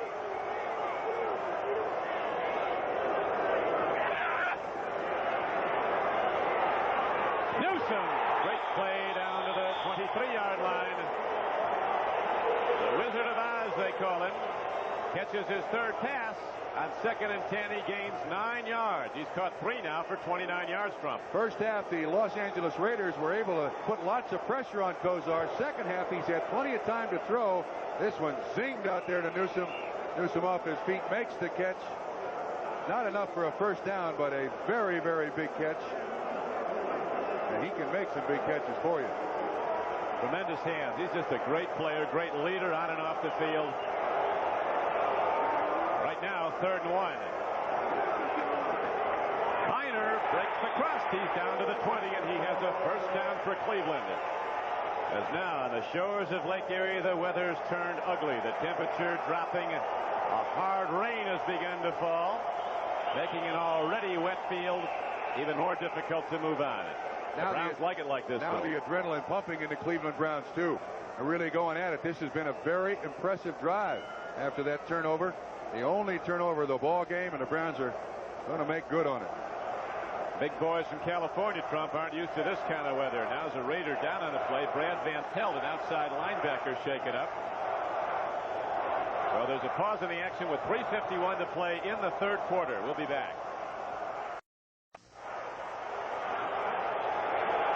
Temperatures dropping, but the action's heating up here in Cleveland. 3:42 to play in the 3rd quarter. The Browns down by 7 with a 1st and 10 at the Raider 20. Driving rain now. Browns go right at the Los Angeles defense for about 3. Inside of the 17-yard line, Viner, the 220-pound fullback, took the ball. 6th play in this drive after the fumble recovery by Tom Cousineau. Philadelphia getting back in the game at Veterans Stadium against the Cowboys. 3 Paul McFadden field goals. Houston has now extended its lead to a big margin over Cincinnati. And the Browns find themselves down by 7 to Los Angeles.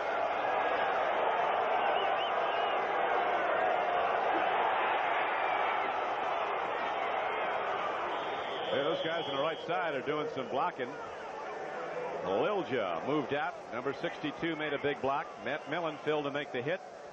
On a 2nd and 7 play, the ball was advanced to the 14-yard line, so it's going to bring up 3rd down and a short 5. Still staying with their game plan, which I admire for the Cleveland Browns. See Viner's numbers for the day. Came in with over 400 yards in the first 6 games for Cleveland. His running mate Kevin Mack had an average of over 5 yards a carry and 447 yards for the Browns running the ball through 6 games.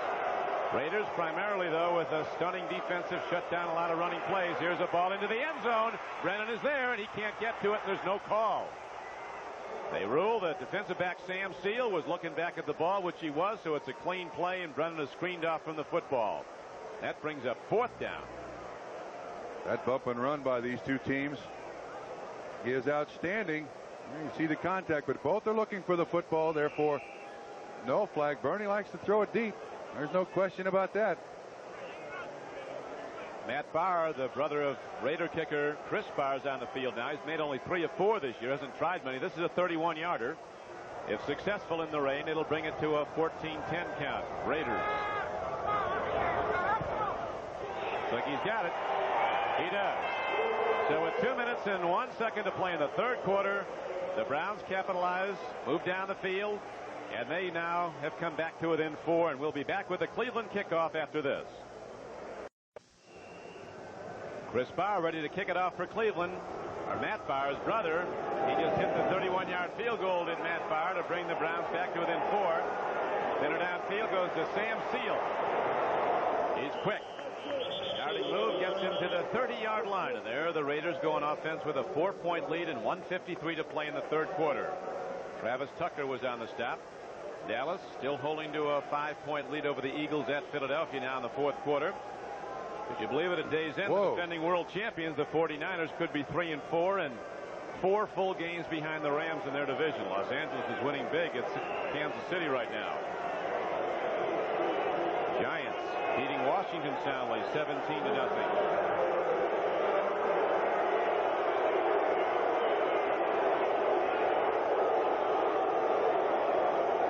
Hester goes in motion. The give goes to Marcus Allen. Raiders Trump talk about their offense. Allen gets the ball almost all the time as a runner. So we really run a 2-back off, but it's a 1-back offense with the second back in just really to block.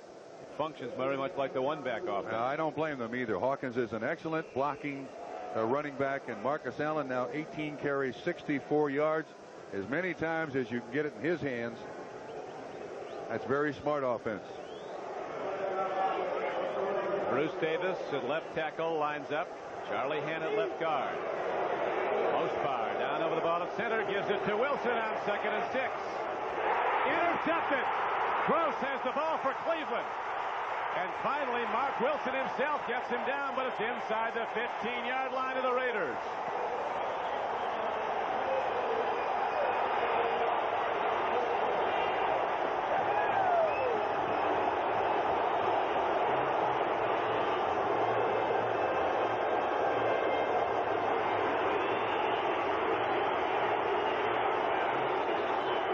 Some people barking. You can hear them in the background barking in the doghouse. Christensen was the intended receiver. They had double coverage inside and outside on Christensen. Generally a very high percentage pass completion for any offense. Gross in the right place.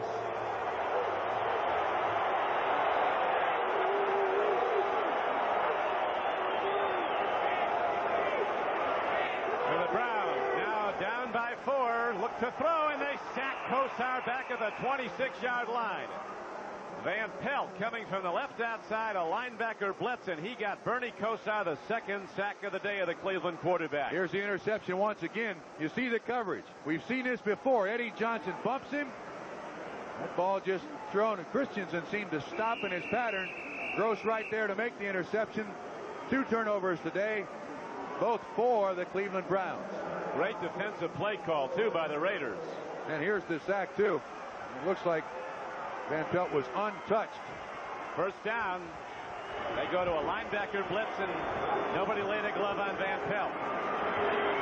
Kosar loops it out. Kevin Mack can't get to the ball as Kosar was pressured and released it a little bit short with 38 seconds now, the third quarter clock, and it was Howie Long in the backfield again pressuring Kosar. He's gotten his hand up in Bernie's face a couple of times. That time tipped the ball again. There was absolutely nothing on the pass. He's just at the end. That's a dying quail. Most difficult pass to catch, and that thing is diving into the ground. Oh, this is a missed opportunity to this point for the Cleveland Browns. That sack was big because it puts the Cleveland Browns, if they don't convert here, into long field goal position, depending what they do. Raiders digging in. There'll be a flying at Bernie Kosar, setting in the shotgun.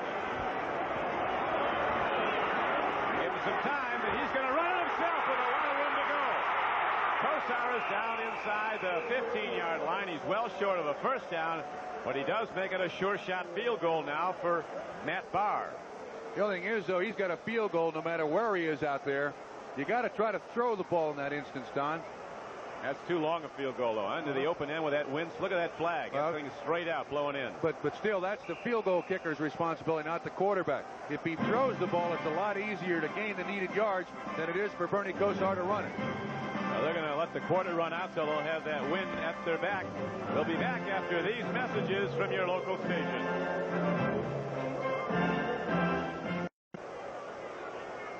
We're ready to start the fourth quarter at Cleveland. The Browns now changing ends. Will have a strong wind at the back of Matt Barr, who sets up for a 31-yard field goal attempt.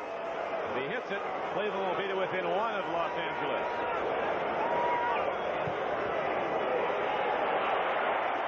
He got it. Airtight. It's a 14-13 game. Raiders have the ball, and the Browns will kick it off. So the big play by Al Gross, the interception. Does not result in a go-ahead touchdown, but the Browns do come away with points. The sack by Van Pelt was enormous. Yeah, that was an awful big play. The 2 turnovers now by the Los Angeles Raiders have cost them 2 field goals, which if you're a Raider fan and supporter, at least the Raiders have kept the Cleveland Browns out of the end zone with great field position on both turnovers.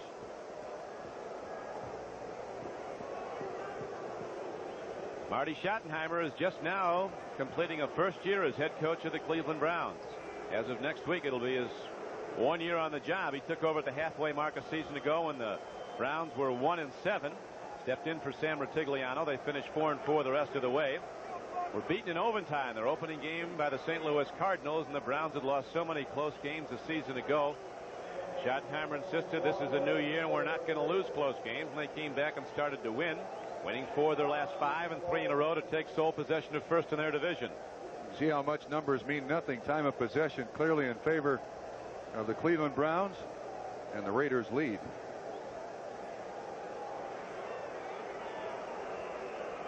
Now Matt Barr, who hit consecutive field goals for Cleveland, hits the kickoff downfield and well. Sam Sia will not bring it out.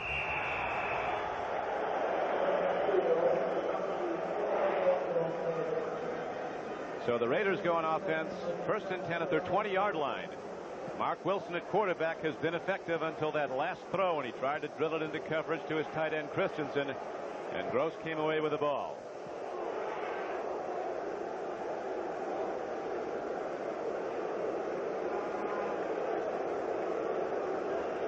The Raiders will try to control this ball and pound it at him. I think they'll pretty much stay with their game plan. Last 2 times they've had the ball, of course, they've turned it over to the Cleveland Browns, but you can't go away from your game plan. Momentum now on the side of the Cleveland Browns.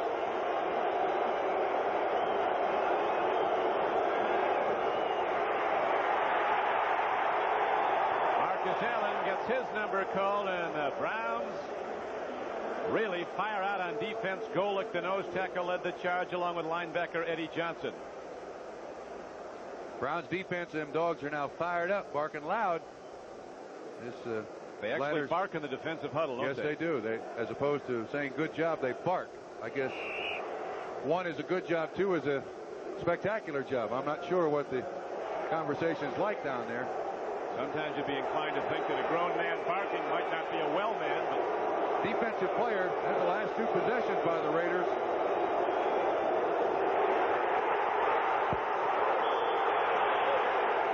It was grounding, but now intentional grounding call is going to be signaled against Wilson and the Raiders. And now let's go back to NFL 85. Bob? Well, Don, when Trump gets back to Cincinnati, those callers on his talk show will be in a foul humor. Rookie Ray Childress smacks Boomer Esiason. It causes a fumble into the hands of Mike Stensrud. Moments later, moon to Drew Hill, 34 yards. It's now 34-13. Don, that's the most expensive penalty an offense can have. Cost the yards and the down. That it was surely intentional grounding. Wilson was going to be sacked, and he just released the ball to a wide open area of the field. He hit Green, but there wasn't a receiver near it. The reason it took the official a long time before he throws the flag is the referee is back there to protect the quarterback first. He looks for the late hit, then he looks for the intentional grounding. Marcus Allen is the engine that drives the Raider offense, and he's only got 4 yards in his last 6 carries.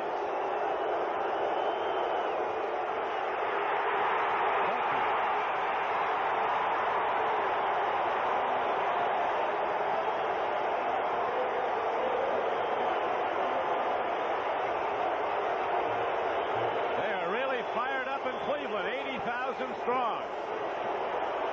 Don, it looked like a busted play. Nobody blocked Reggie Camp.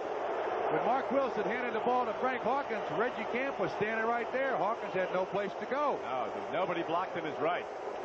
A lot of time to go, though. 13:30 to play. We'll have no tie game here. It's a 14-13 score.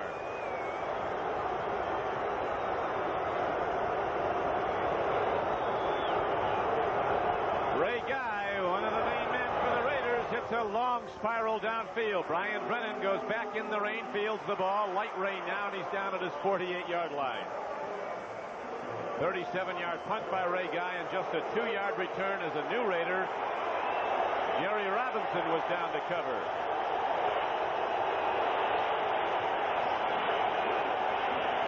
Ricky with Bob Trumpy. Cleveland Stadium, a place to be this Sunday afternoon as the Browns trail the Raiders 14-13 with 13:06 to play in the game. Cleveland with the ball, and to the run on first down goes the fullback. 5'10", 215-pound Ernest Biner, who is knocked down by Matt Millen.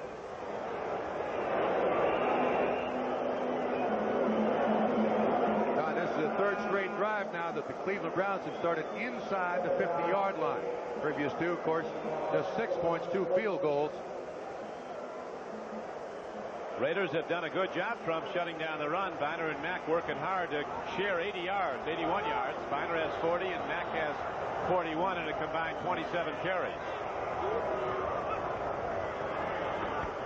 Kevin Mack runs the ball. Nice stutter step, then accelerating into the gap. Lyle Alzado made the tackle for the Raiders, but it brings up 3rd down and 4 for Cleveland. That was a short crap by the Browns. Mack did an outstanding job of waiting for the block. That was that stutter step. Giants continue to lead over the Redskins. The LA Rams looking to extend their mark to 7-0. Houston's going to get its second win after an opening day upset of Miami. Detroit now their lead cut to just 2 over the 49ers. And Atlanta looking like they might win a first game, and so might Buffalo.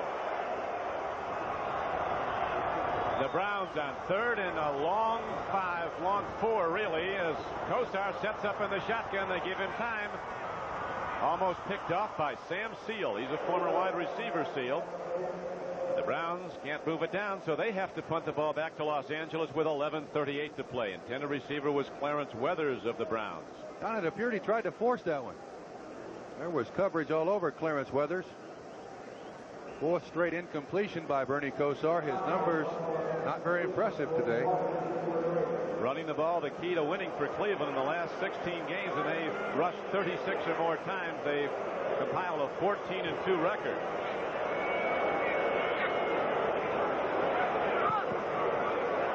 Well hit ball by Gossett, angling it near sideline, and he gets it out of bounds. We'll see where. Going to spot it. The 11, a little farther upfield now. They keep walking and bring it to the 13-yard line. A 30-yard punt, but placed out of bounds inside the 15-yard line. So the silver and black come back out with a 1-point lead and 11:30 to play in the game. Bernie Kosar only 5 for 15 throwing the ball, Trump, but at the end of the day it might be good enough to win what he's doing. He's your quarterback for the Cleveland Browns for the rest of this ball game. You can't make a change now with just 11:30 to go in the 4th quarter. It's up to the Browns defense. Marcus tries the left side, and there's not much there as he's knocked down at about the 15-yard line. Marcus Allen still hauling that skin. Browns still pounding at him. As you see, they've been shutting him down. If they really shut down, just like pass offense starts with pass blocking, run offense starts with run blocking, and the Cleveland front, particularly those very active, quick linebackers, have been shutting it down. This is Cleveland defense's game right now. From here on out, they got to stop the Raiders. Give the Cleveland offense as much good field position as they can. Long ball. They're looking at Jesse Hester, but he can't quite get there. Mark Wilson throws a beautiful long ball. That's a pure spiral heading down the field, and maybe a yard long for Jesse Hester, a flyer out of Florida State, the Raiders' #1 draft choice. And for Dixon on the coverage, one of the advantages that Wilson has, he's got to be the tallest quarterback in the NFL at almost 6'7". I think he's listed at 6'6", but about 6'6 and a half. As you know, Trump, the Raiders bear watching in the 4th quarter. Last year they led the NFL in 4th quarter scoring. This season the 4th quarter has been their highest scoring period again. They can play beat the clock. They're holding to a 1-point lead right now, are the Raiders. 14-13. Big rush. And Allen can't quite hold on at the 27-yard line. Thrown behind him. Just enough pressure by the defensive line to hurry Wilson ever so slightly. Allen on the pattern. He runs a good one. See the way he stops and has to come back. Tough catch. Tough catch. If that one's on the money, it's the first down for the Raiders. The Cleveland defense is held again.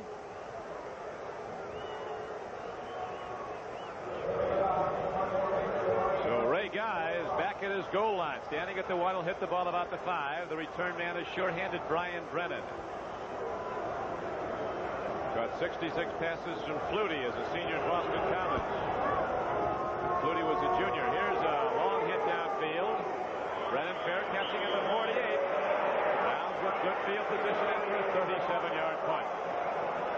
It is a doubleheader day on NBC Sports. Most of you will see the New York Jets, a rolling outfit right now, go against the New England Patriots at Foxborough, Mass. And then also there's a very big game at Mile High Stadium in Denver where the Seahawks and the Broncos hook up, both at 4-2 at the outset of the day, tied for first place in the AFC West along with the LA Raiders. Raiders right here in Cleveland are leading 14-13. It was projected to be a very close game, and it has been that. Raiders had a 14-7 lead. Cleveland coming back with consecutive Matt Farr field goals to cut it to 1.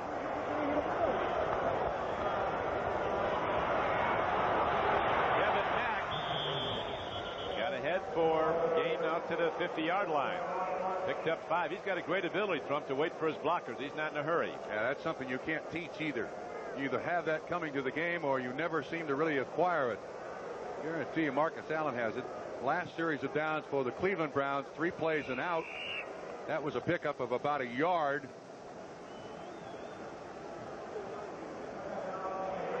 So young Bernie Kosar, he's only 21 years old, from nearby Boardman, Ohio. Grew up, always wanted to play for the Browns.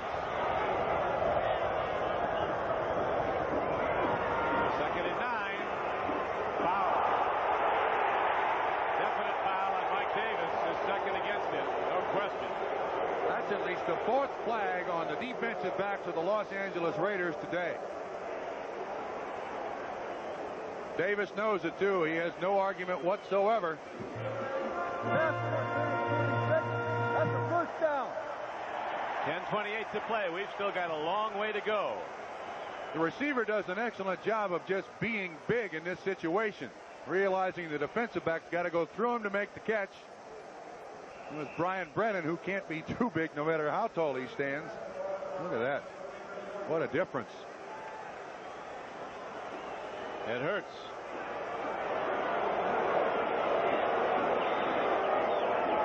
So the Browns get a first down, trailing by 1 in the 4th quarter. More markers as the carry by Kevin Mack is down to the 40-yard line of Los Angeles. Now that's one of the things that Bernie Kosar can do to really help his offense. Vary the cadence enough to draw some people off sides, and that's exactly what he did. It'll be 1st and 5 for the Cleveland Browns. That's a learned art too. Defense 75, offside. 11th penalty 5 of the yards day. and first down.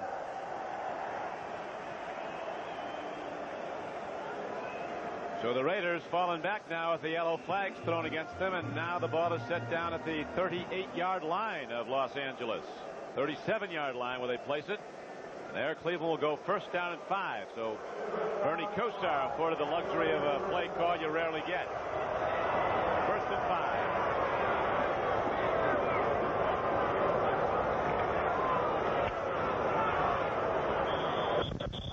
Slam bang football. Ernest Biner. Shortest distance between 2 points, and Ernest takes it on a straight ahead slash. Rookie linebacker Reggie McKenzie, 54 for the Raiders, made the hit. I don't blame the Browns for being very conservative in this situation. A lot of clock left, though, as you see it wind down to 10 minutes in the 4th quarter. Raiders leading 14-13. They led at halftime 14-7. Only scoring in the second half has been a pair of Matt Farr field goals for the Browns. One in the 3rd quarter, one in the 4th. Got to hurry. 5 seconds left on the clock, and Bernie takes timeout. 2 timeouts left now for the Cleveland Browns. They don't want to spoil this drive as they could take the lead with another field goal. So Kosar comes to the sidelines and will be back. In the 4th quarter, it's 14-13. Steiner runs the ball. Browns conservative in their offense on a 2nd down and long 2 call. They go down close to a first down. I think Schottenheimer and Flores were teammates, weren't they? They were for a year. Buffalo, 68. 1968. I imagine both appreciate where they are now as compared to then. Didn't have a great year, but it worked out well. That was the year the juice came in the next year. Ah, yes. 1-13. Giants, after 2 straight losses, disappointing ones, and back now to beat the Redskins today, 17-13. 17-3, excuse me. Third down and short for the Cleveland Browns. Margin of victory can make a difference. Yes, it can. This Cleveland offense has struggled for most of the day. You take away the pass interference penalties by the Los Angeles Raiders, they've had a lot of drives stopped. Raiders have helped them a great deal. That really has hurt. Series of penalties against Los Angeles. Some of the penalties you almost have to take, though, Trump. Ozzie Newsome gets open. He'd have gone a long way if Davis hadn't tackled. That's true. And this team, the Los Angeles Raiders, they don't mind taking those penalties. Johnny Davis, a power back, is in. He's the up back, second back through. Finder, and he's ahead. It looks like for a Brown first down. The rain has stopped here in Cleveland. It rained very hard for a while during the game. Rained 2 inches yesterday. Field soggy. Browns power the ball. It wasn't easy. You'll recall this was a 1st and 5 drive. The series of downs. Took them 3 hard runs to get that 5 yards, and so they're down to the 32-yard line. Marty Schottenheimer, well aware that his place kicker is very accurate short, but Matt Barr is not a long-range bomber. 8:58 to play. Cleveland content to run the clock down as they try to control the ball. Kosar still 5 for 15 throwing. Dumps it off. Great play. Finer's inside the 20. Finer's out of bounds at the 13-yard line.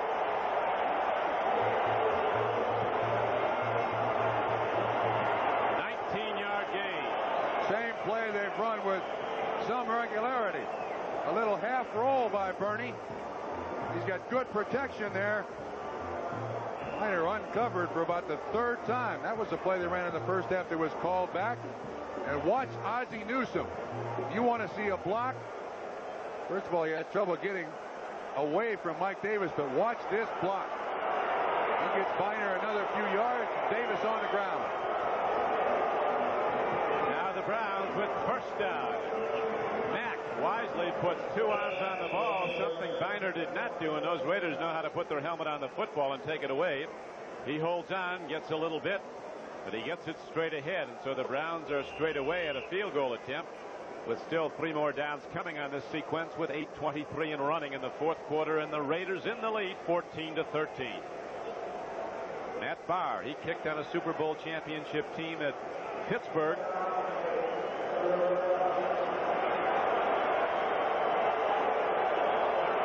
John Jefferson in. He's on the right flank, moving in motion to the near side. 2nd and 8. Finer. He's down to the 6-yard line. He'll be short of a first down. It'll bring up 3rd and about 3. Ran right through the tackle of Mike Haynes, number 22 of the Los Angeles Raiders. Strong safety Mike Davis made the tackle for the Raiders.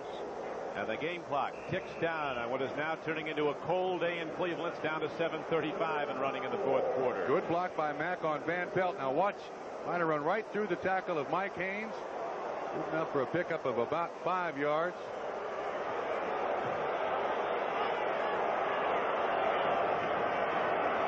Those are the numbers. Brown soon to go over 100 yards rushing. Took a lot of carries by 2 backs to do it, though. Kosar dumps it off, and they're going in. Kevin Mack, touchdown, and the Browns take the lead.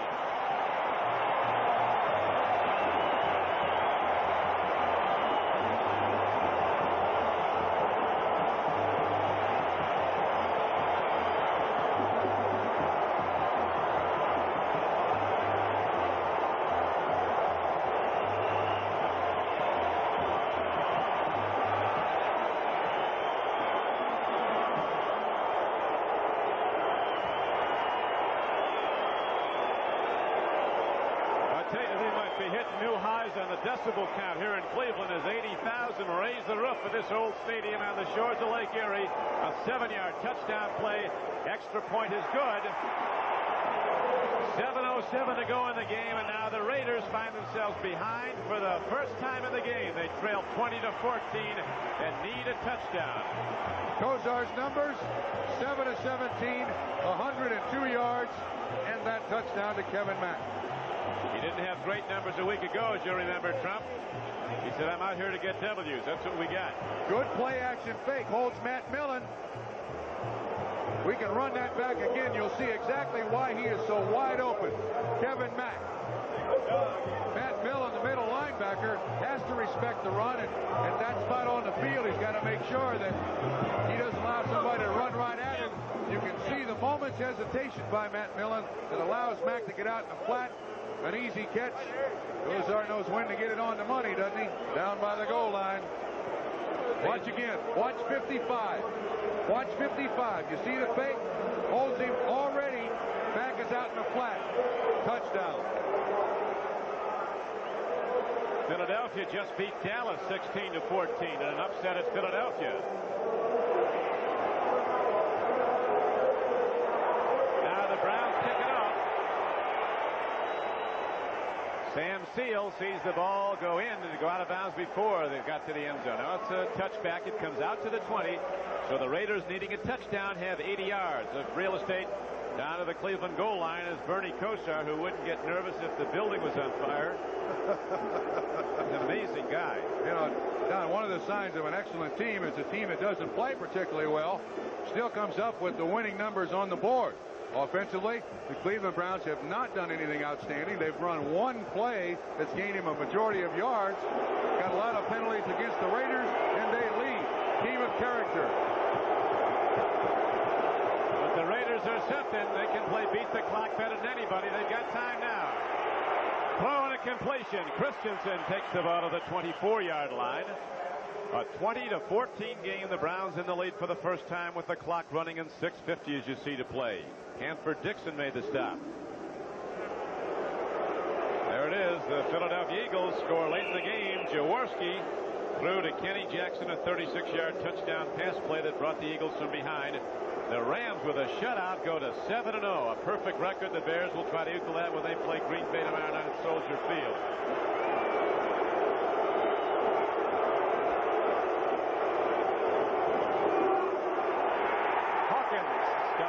Second and 5 play as Carl Hairston and Tom Cousineau. Look at him bark. You're in Cleveland. If you're joining us late, they have a group called the Dog Backers. The defense is the dog. The defense barks in the defensive huddle, and they bark in the stands. For a while, there wasn't a whole lot of barking. Games change on one play, and that was certainly the case here. The Raiders had a 14-7 lead and were moving the ball well when a pitchback to Marcus Allen was fumbled. That was in the third quarter. Subsequently, the Browns turned it into a Matt Barr field goal to get back to within 14-10. Then another Matt Barr field goal made it 14-13. And then the Browns took it down the field, aided by some penalty calls against Los Angeles. And finally, on a 7-yard swing pass, Kevin Mack took the ball and ran in for the go-ahead touchdown. Big play for the Raiders. It's third down and almost 5.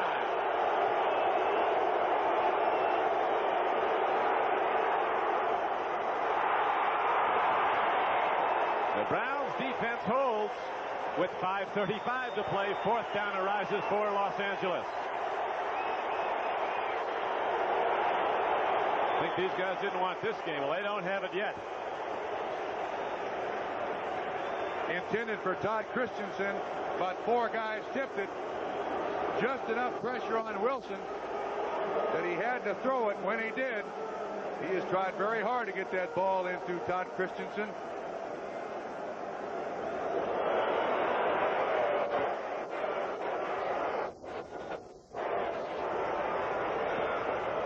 Ray Guy to punt the ball. A long punt. Brennan back at his 29. It's Cleveland's ball.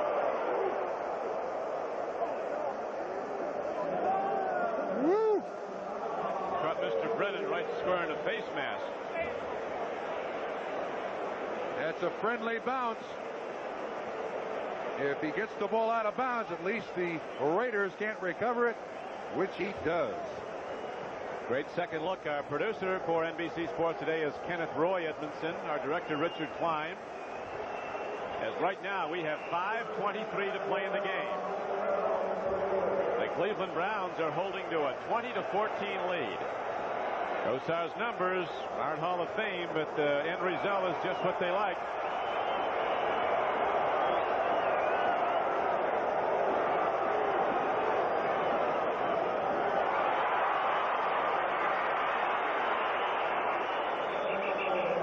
Flags down, Don. Ended up losing yardage on the play as the ball is back at the 25-yard line. A 7-yard loss on the play. Holding Cleveland. Offense holding 61. Decline a penalty. Second down. You got the center, Mike Babb. But the Raiders will take the play with a loss where they spotted of 8 yards all the way back to the 25-yard line. So now it's a long yardage play for Kosar and the Cleveland Browns. Lyle Alzado spent 3 years here in Cleveland after his years at Denver. They traded him to the Raiders for an 8th-round draft choice, and Alzado said that was the biggest motivator.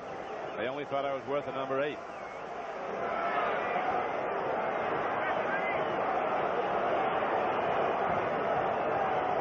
John Jones into pass rush now on 2nd and long, 2nd and 18.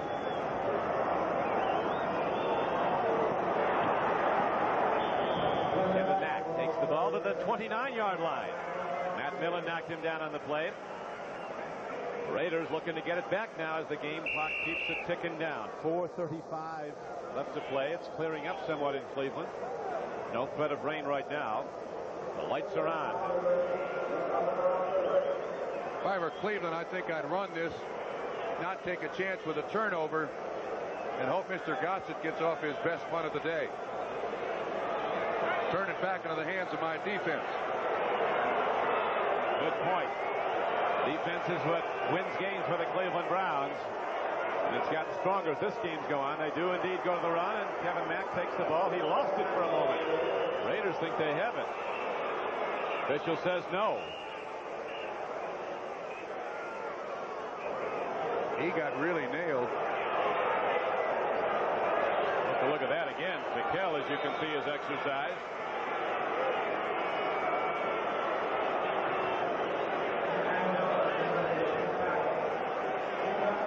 Watch once again. Kevin Mack on the carry. He's the sure-handed ball carrier for the Cleveland Browns. Watch the hit. And you see the ball. Whoa, wait a minute. He was still up. He was still up. The Raiders pull this one out. It won't because they got a lot of breaks. Gossett hits his best punt of the day indeed. Fulton Walker back at his 13. The blockers form to the left side, and he gets some room to run, and Fulton Walker is out to the 25, but what do we see? A flag back at the spot where the ball was punted. 54-yard punt and a 13-yard return. The flag is against Cleveland, though. They're going to make him kick it again? For sure. Offense 88, holding, 10-yard penalty, and 4th down. No, Don, that carry by Kevin Mack, I think that was a fumble and a recovery by the Los Angeles Raiders. The ground cannot cause a fumble, but in the NFL, they don't count knees down. Look to you on the replay. They definitely lost. Yeah, it looks like the ball was loose. Here Watch again. We can slow it down, Dick Klein, just as he is about to get hit. About right now, he's got both hands on the football. Let's see if we can see. That ball is loose. That ball is loose. He had a knee down, too, with a man on him. Well, but they're going to mark it where he goes down completely. That's a tough call. Fulton Walker, the leading punt return man in the American Conference, awaits the second punt try on this. Request now from Jeff Gossett of Cleveland, who had a bad first half. It's begun to hit the ball well. It'll come back. Oh, they got a chance, Don. Great blocks. Look at this. Inside the 40 and down to the 35-yard line, and a penalty marker down against, it would seem, Los Angeles on the return. A 38-yard punt, but Fulton Walker brought it back 31 yards, but a lot of that's going to come back. Jeff Gossett was the man who came over and made the hit. So the game clock now is stopped with 2 minutes and 53 seconds to play. The Cleveland Browns are in the lead 20-14. Last score of the game was the first time the Browns have led all day. They trailed 7-0, tied the game 7-7. That was early in the first quarter when both teams scored in their opening drives. At halftime, with the Raiders scoring on a Wilson to Marcus Allen pass just before halftime, Los Angeles had a 14-7 lead at intermission. Then the scoring in the second half was field goal by Matt Barr for Cleveland, another one in the fourth quarter. Make it 14-13, and the Browns have outscored the Los Angeles Raiders 13-0 in these two quarters.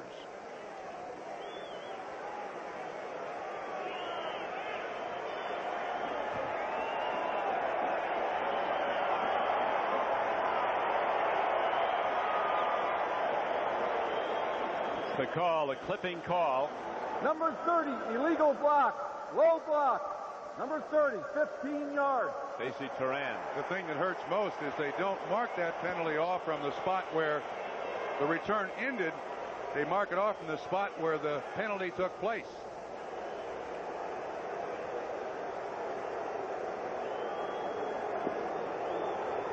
Starting to rain again, Don. Yeah, it is. Who's that guy talking about it clearing up? I don't remember. That was me. Here's a 1st and 10 play. A throw by Wilson, a catch down to the 40, and another penalty marker down. I think this time they're going to call Hanford Dixon on the far side against Dokie Williams. Hanford Dixon's over there talking to the Raider bench in his wisdom. Defensive holding, number 29. Decline the penalty. First down.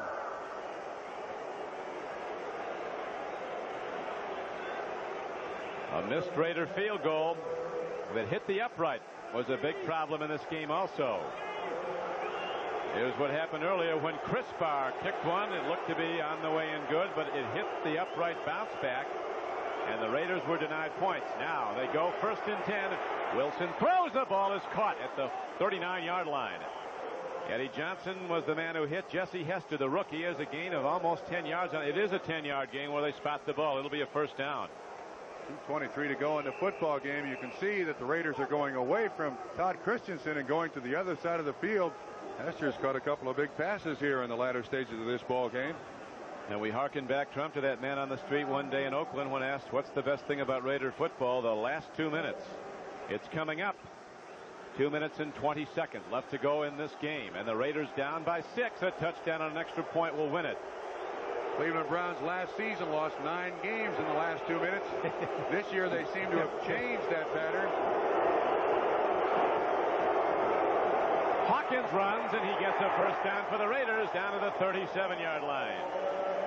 Cousineau makes the stop, and the game clock will now wind down to 2 minutes to play. So it's going to be fun down the stretch run of the game. The Raiders driving and trailing by 6. We'll be back. The brothers Barr from Penn State, where their father was the soccer coach, on either side of the field. Matt Barr's 2 second-half field goals are really the margin of difference at this point in the game as the Cleveland Browns lead the Raiders 20-14. Chris Barr's miss earlier, would he'd have made that, would of course have the Raiders to within 3 now. If they had to, they could kick a field goal and possibly send this game to overtime. But as it stands, they need a touchdown, which if they get with the extra point could give them a 1-point win. An airtight game was projected. It was rated just about even coming in. It's a doubleheader day on NBC Sports. The Jets and the Patriots will be coming up on most of these stations. Another big game at Denver's Mile High where the Seattle Seahawks go against the Broncos. I'd be looking for Marcus Allen here. He's their big money player. We talked earlier, Trump, the Cleveland defense, not a fancy one because they've got good people. They're in position. They won't gamble a lot.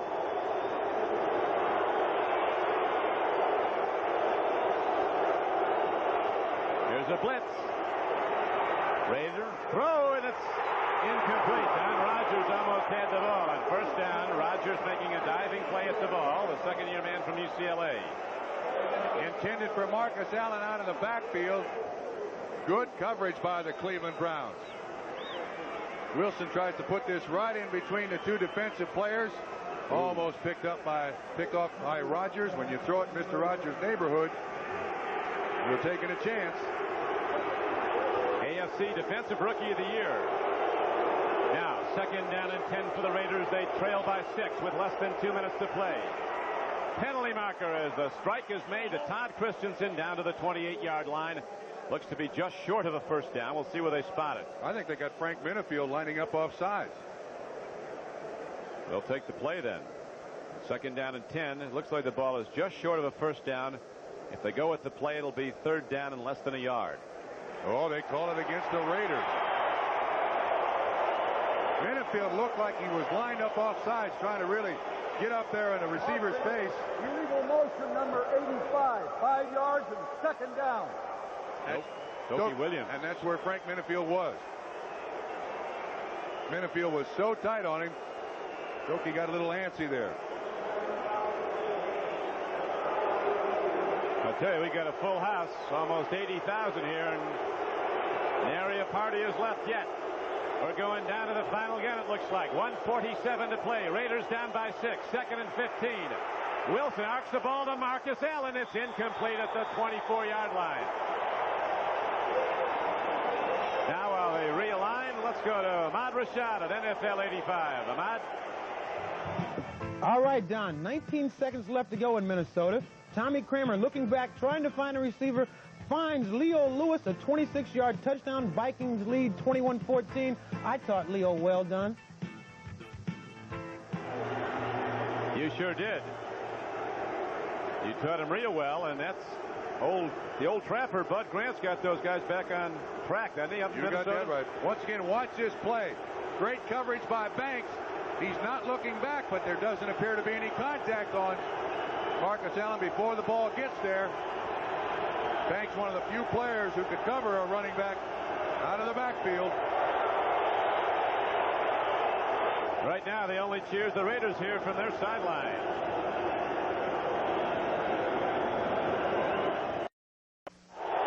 The pressure is really on the Los Angeles Raiders, a team that over the years has thrived on heat. Right now, 1:41 left to go. There are the numbers, 20-14. Cleveland leads. The Raiders have not scored in the second half. And when they put the ball in play, the Raiders have 3rd down and 15 coming up at the Cleveland 42. Fans are a big part of this game right now. Wilson going the line of scrimmage. It appears he wants to call a play from the line of scrimmage.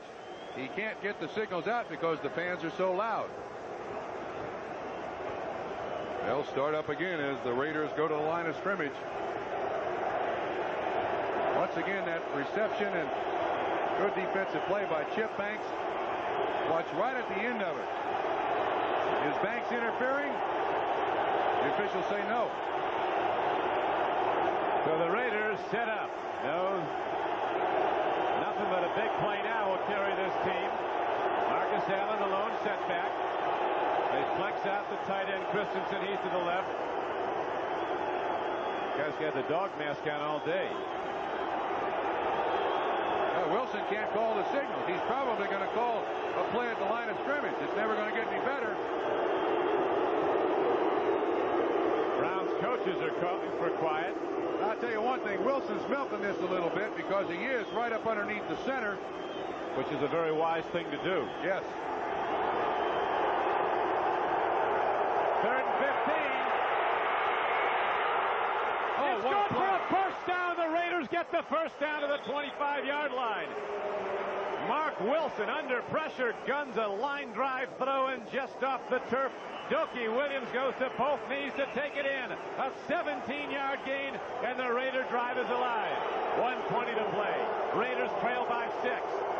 Wilson was in the grasp, but Chip Banks, he had hold of one of his feet, still got the pass off.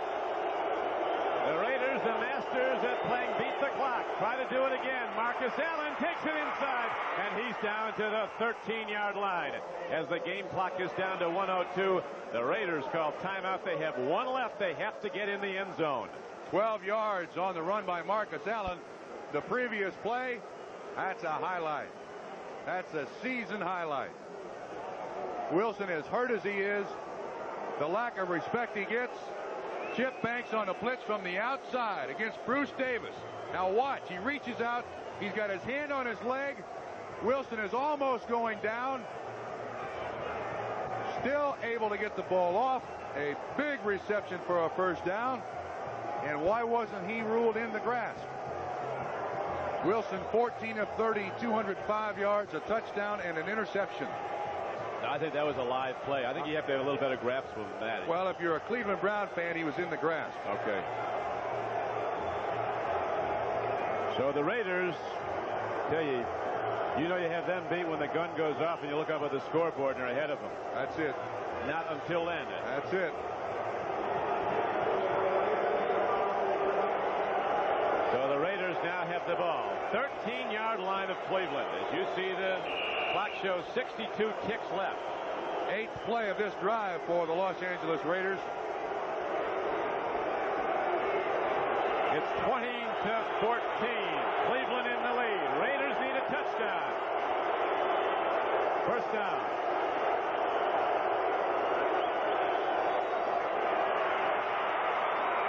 Oh, Hester had it, and Hester lost it.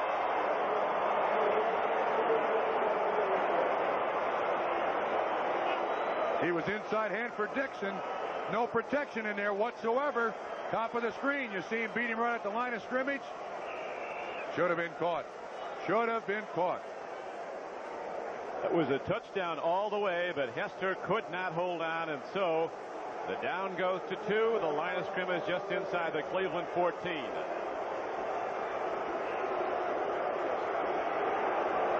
The Raiders break the huddle again. The crowd starts up. 58 seconds, as you see on the clock. Second down and 10 coming up for Los Angeles. The Raiders open the season with a 31-0 blowout of the Jets, and the Raiders were beaten badly their next 2 times out by Kansas City and then the 49ers. They've come back to win their last 3 games. You see Doki Williams talking to Mark Wilson. Look at all those dogs. Remember at the outset of the day we showed you that play from the playoff game of 1981 when Mike Davis made the diving interception of Brian Sipe to stop the Browns, and the Raiders won that playoff game and went on to win the Super Bowl. Now the converse of that is what the Browns need. They need the big play in that open end of the field end zone.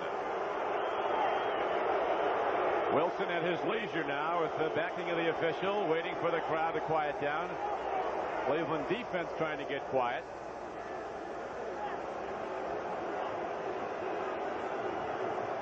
You have to wonder if they're not going back there. They're playing Rodgers right back on the goal line. They had one-on-one coverage on Hester, and he had Hanford Dixon beaten. Well, they got bump and run again. Dixon at the top, Minifield at the bottom. Doki Williams went over and talked to Mark Wilson.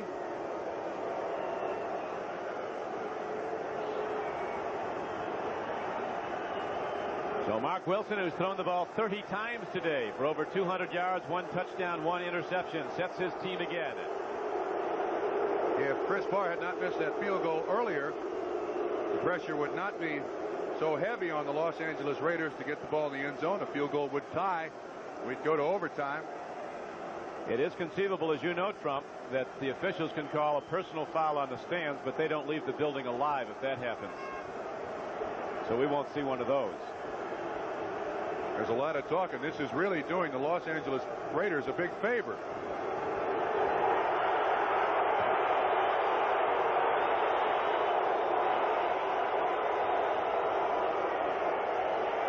Cleveland fans are going to delay this game apparently indefinitely, and the officials, in their wisdom, not calling a foul against the stands.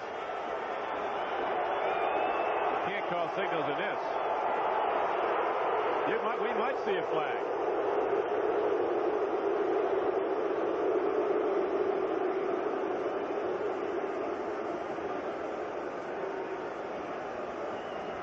They can't throw a flag on the crowd. They can't? No, they cannot throw a flag on the crowd. It's never been done? Well, I don't know if it's ever been done. I think it has. But in the rules today, you can't throw a flag on the crowd. We could be here till Thursday. Now they're starting to throw things on the field. So we'll try again. Marty Schottenheimer trying to keep his people down, his backers, his dogs in the stands. The other end zone would be no problem. This is where the doghouse is. Yep. Now the barnyard chant starts up. I think I'd rather have them bark. We do have a very outstanding doubleheader game for you. To say nothing of this outstanding game, but nothing's going to happen. Now the officials send the Raiders back into their huddle.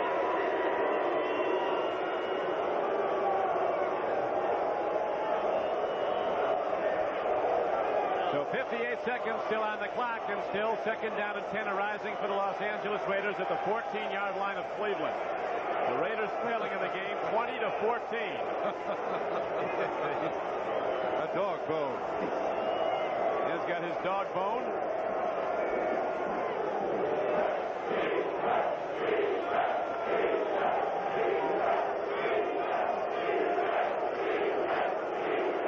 Marcus Allen option pass is now removed.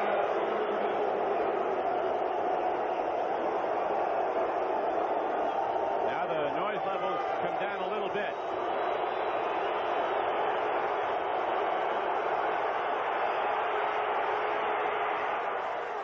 Broken up. Hanford Dixon broke up the play to Marcus Allen, and third down arises. 52 seconds to play. This ball slightly underthrown. There's great coverage by the Cleveland Browns. Just outstanding coverage. Dixon just able to get his hand in there at the last second to knock the ball away. Maybe that Marcus Allen option pass is a good idea right now. Boy, this is really tough for the Raiders, trying to call signals as that heavy noise picks up again. Right in the face of Mark Wilson, but he's going to go on 3rd and 10. Incomplete inside the 5, a penalty marker. 1st and 5. It'll be 1st and goal from inside the 5-yard line for the L.A. Raiders. It looks like they got Hanford Dixon on the call. So the Raiders, who've seen flags go against them all day, finally get one their way, and it is a huge one. As with 48 seconds left to play, they'll have it 1st and goal. Actually, that's just a 5-yard penalty. Yeah, 5. They're calling holding, so it's a 5-yard penalty, but it is a first down.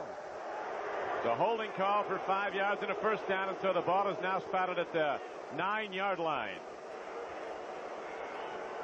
Tried the same play again. Hester inside Hanford Dixon. Contact there. The official throws the flag. We expected this bump and run by both these football teams all day long. So the Raiders now, with 48 seconds to play, have it 1st and goal inside the 10-yard line.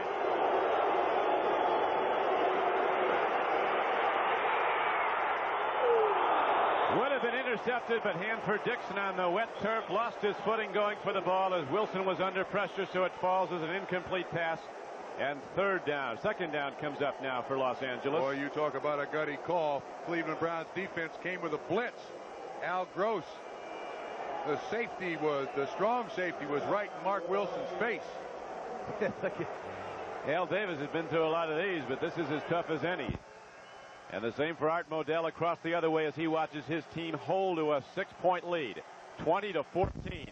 43 seconds to play. 2nd down and goal for the Raiders. The 8-yard line of the Cleveland Browns. Looks like another blitz is coming. It is. Wilson stands. He throws. It's knocked down and again almost picked off by Hanford Dixon. Now 3rd down arises. They're trying to beat him in that slant pattern again that the ball was dropped off earlier. And now Dixon step for step with the receiver, and he's been knocking him down. That time he shouldn't have thrown the ball to Hester. Hester was covered very well by Hanford Dixon. Whoa. Eddie Johnson right there underneath. Timeout now, the Los Angeles Raiders. Mark Wilson goes to the sideline. Now you got to go to the last page of the playbook, Don. You really do. You've tried just about everything that you can to get the ball in the end zone. I look for trickery here. Take down that bag of tricks. The Allen option pass is one that they have. 2 downs left, and they've got to take it in with 39 seconds to play. The Raiders are down by 6. Chris Barr, the place kicker for the Raiders, does have one missed extra point this year. Extra point looms very large. The Raiders first have to get it in the end zone. It's easy to grow old as an owner on a day like this. I'm sure Mark Wilson is glad these plays are coming from the sideline now. What do you do? What do you do? I think you just flood the end zone with people and try to get it off. I'd go to Christensen. Of course, the Browns are thinking that too, probably, huh? 12th play of the drive coming up. Ball positioned at the 8-yard line. 5-yard penalty for holding against the Cleveland Browns gave the Raiders 4 new downs, but so far they've been unsuccessful on the first 2 tries at the end zone.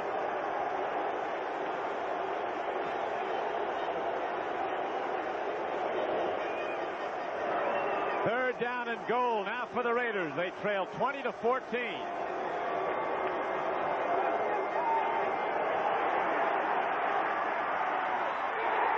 up by Hanford-Dixon.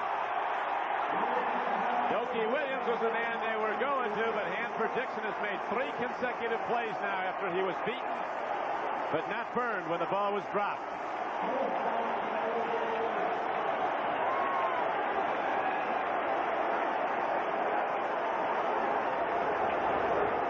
Cleveland Browns started the day having allowed the fewest touchdowns along with the Eagles in the NFL, just 7 all season long through the first 6 games.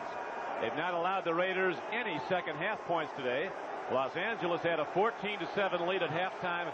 The Browns have outscored the Raiders 13-0 over the last 2 quarters. And with 34 seconds left to play, it's 4th down and goal for the Raiders. This is it. It's caught for a touchdown. There's a penalty marker down also. They did go to Christensen, and he gets the ball.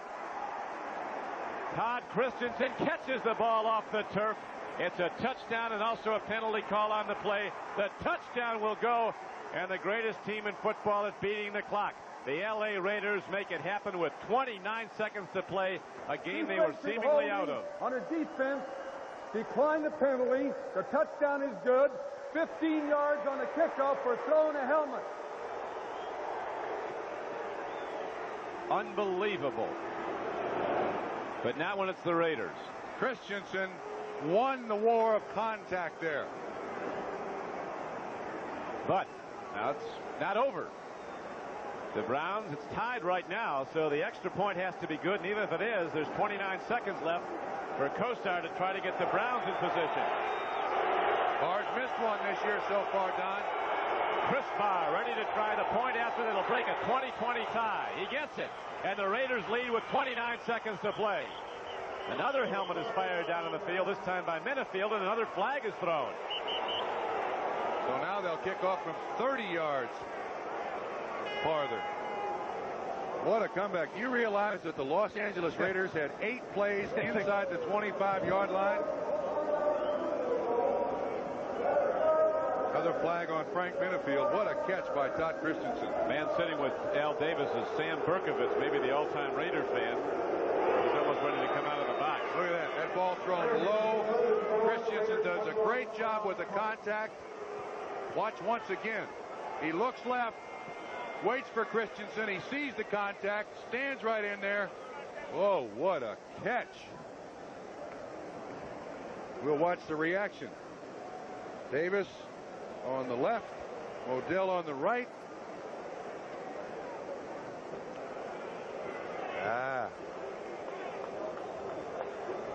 story of the day in microcosm is Davis impassive. He's been through this so many times. So is Art Modell, but a bitter disappointment, but not done yet. 29 seconds to play in the game. Christensen does a great job of just bouncing off the man in coverage. Tight ends are supposed to win that. And after 5 straight incompletions, the touchdown pass by Mark Wilson. On the day, 14 of 35, 213 yards, 2 touchdowns, an interception, and a last-second victory. Not yet. 29 seconds to go. They'll kick it off, and the Browns will be firing, trying to get in field goal range. The extra point was all important here. This broke a 20-20 tie. Chris Barr hitting it, knew it was good right away, so it is a 21-20 game for But now the penalty call, a personal foul call, was signaling the Raiders are going to kick off from the Browns' 45-yard line. So the Browns are going to have to start 80 yards from the Raider goal line, but they'll be looking to get in field goal position. Barr is going to nail this right out of the end zone. Or do you scrib it? Just let him try to return it as opposed to giving it to him at the 20. Well, it could happen too. If I were the Cleveland Browns, unbelievable. They expect to do this, these guys. Yeah. If I were the Cleveland Browns, I'd try a reverse, a pass, something. You only have 29 seconds left. This has got to be spectacular here, whatever they do. How many plays can you run? Pass plays in 29 seconds. Not enough to go that far, I don't believe. So you got to try to get something on this kickoff return. Chris Barr gets set, hits it, he knocks it out. So it'll carry into the cheap seats. One of the dogs makes a play on the ball, and the Browns come out. A bitter disappointment now. The Browns trailing 21-20 when seemingly they had the game won. But the Raiders, as they've done time and again over the years, strike late, beat the clock, take the lead 21-20, and now it's the Browns who must come out with just 29 seconds left and make big plays to get in field goal range if they can. Kosar certainly made a name for himself in the collegiate ranks of in 29 seconds getting the Miami Hurricanes down the field in a hurry. Raiders will rush 3. They'll defend with 8. Browns are stacking the deck on the far side. 3 wide receivers to flood over there. Kosar stands in. Throw it. Look, throws on the run. He gets Ozzie Newsome. He's out to the 40. Cleveland with 1 timeout remaining. Remember, they used one earlier in the half when Kosar didn't like an alignment, came over to get some counsel, but they do have 1 timeout remaining with 20 seconds left to play. A 20-yard gain on that play. When you run out of timeouts, that takes the middle of the field away from you. Buffalo Bills finally win a game, 21-9 over the Colts. The only problem is nobody in Buffalo will know it with 22,000 people there. That's right. 79,000 here today. And right now, they're waiting to see what's going to happen. 20 seconds left to play. The ball at the 40-yard line. The Cleveland Browns under the gun. I wonder if the Cleveland Browns have the hook and lateral pass in. That play run by Miami a number of years ago. You had that game against San Diego. This would be an excellent time to run the hook and lateral. They got to do something sideline. They got 1 timeout left. They really can't. I don't know if they can use the middle of the field. That's what's open now. If they use it, they'll have to call another timeout. And then they'll be out of them. 20 seconds to play. Well, they can't really call a timeout, and you can't really aim towards the sideline. Again, the Browns stack the deck, this time near side, as Kosar against a 3-man rush stands in. Fires over the middle. It's incomplete at the 45-yard line. John Jefferson claims foul, but no flag comes in. And with 15 seconds left and 1 timeout left, it's 2nd down now for Cleveland. The Browns trailing 21-20. A doubleheader day on NBC Sports. We'll be switching after this immediately to the Jets at New England game or to the Seattle at Denver game. Well, we're going to find out how strong Bernie Kosar's arm is in the next couple of plays. He's got to wing it as far as he can get it and hope for a flag. Phenomenal reception by Todd Christensen on his knees in the end zone. Brought the Raiders back. That tied the game. Then the extra point by Chris Barr was good, and the Raiders have a 1-point lead. Kosar loops one out. Biner has the ball, heading for the sidelines. He gets out at midfield. 7 seconds is all that remains. It used a lot of time.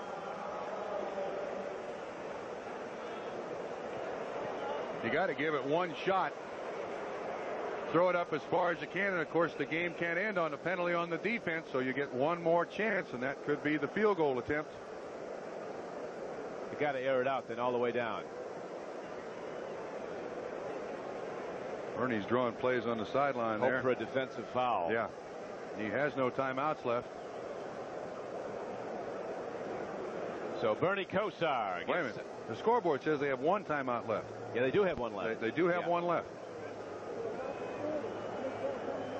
Career long field goal for Matt Barr, as you see, 50 yards. It's been excellent inside the 40. He's kicking off a lot stronger than he used to, too, so he's got enough to get it there if they get a lot closer than this, though. Where they're aligned right now with a 7-yard snap. Talking about a 77-yard field goal or 67-yard field goal. So Bernie Kosar comes out. 7 seconds left to play in the game, and the ball right at midfield, and the Raiders in the lead 21-20. You see the Raiders now have 2, 4, 6, 7 defensive backs in, a linebacker, and 3 defensive linemen to rush. And Browns need about 30 to 35 yards on a completion or a long penalty flag. Brigham Young connection combining on that last score. Incomplete with 4 seconds to play. Tried to loop it out to Ozzie Newsome over the middle, get him down the field, and use the one timeout to kick a long field goal, but it didn't work. So now third down arises. Ball at midfield still with just 4 seconds left. That's one play. Fourth down rising now as they flip the down marker. So Marty Schottenheimer and the Browns with one last-ditch chance, and it's a long-range one. They used their last timeout. They want to go over everything they have in the book. No question about that. This has got to be the hope shot. And if they have the hook and lateral with 4 seconds left, now this ball's got to be thrown in the end zone or as close as you possibly can. And the only hope you have is a field goal. Look at that fella. He's not particularly happy with what's happened here in the last few minutes of the ball game. This place for most of the afternoon was an emotional cauldron. Upwards of 79,000 Cleveland Brown fans who'd been pointing to this game, as had the Browns, waiting for the Raiders to come to town. And then after the Browns were behind, everybody stayed with them, and they fought back to take a 20-14 lead. But low number 6 Mark Wilson on the Brigham Young connection to Todd Christensen hit him, and with less than a minute to play, and the Raiders, as they've done throughout their history, had come back to snatch another game in the closing seconds. The Browns took over the ball with 29 seconds left to play. They've moved it this far out to midfield, but now they have just 4 seconds on the game clock, trailing by 1, and fourth down arises. No timeouts left for Cleveland, so this is it. Got to go in the end zone. Yep.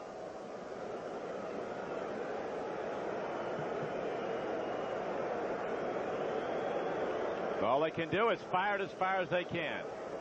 Too long for a field goal attempt. Swing pass going out of bounds. Oh, they're going to get. They rule it's over. The game is out. They were trying to get ready for a long field goal attempt, try to get another playoff inside of 4 seconds, and they couldn't do it. And so the Raiders extend their win streak to 4 straight. A dramatic come-from-behind victory. Los Angeles 21, the Browns 20. For Bob Trumpy, this is Don Criqui. Glad you could be with us.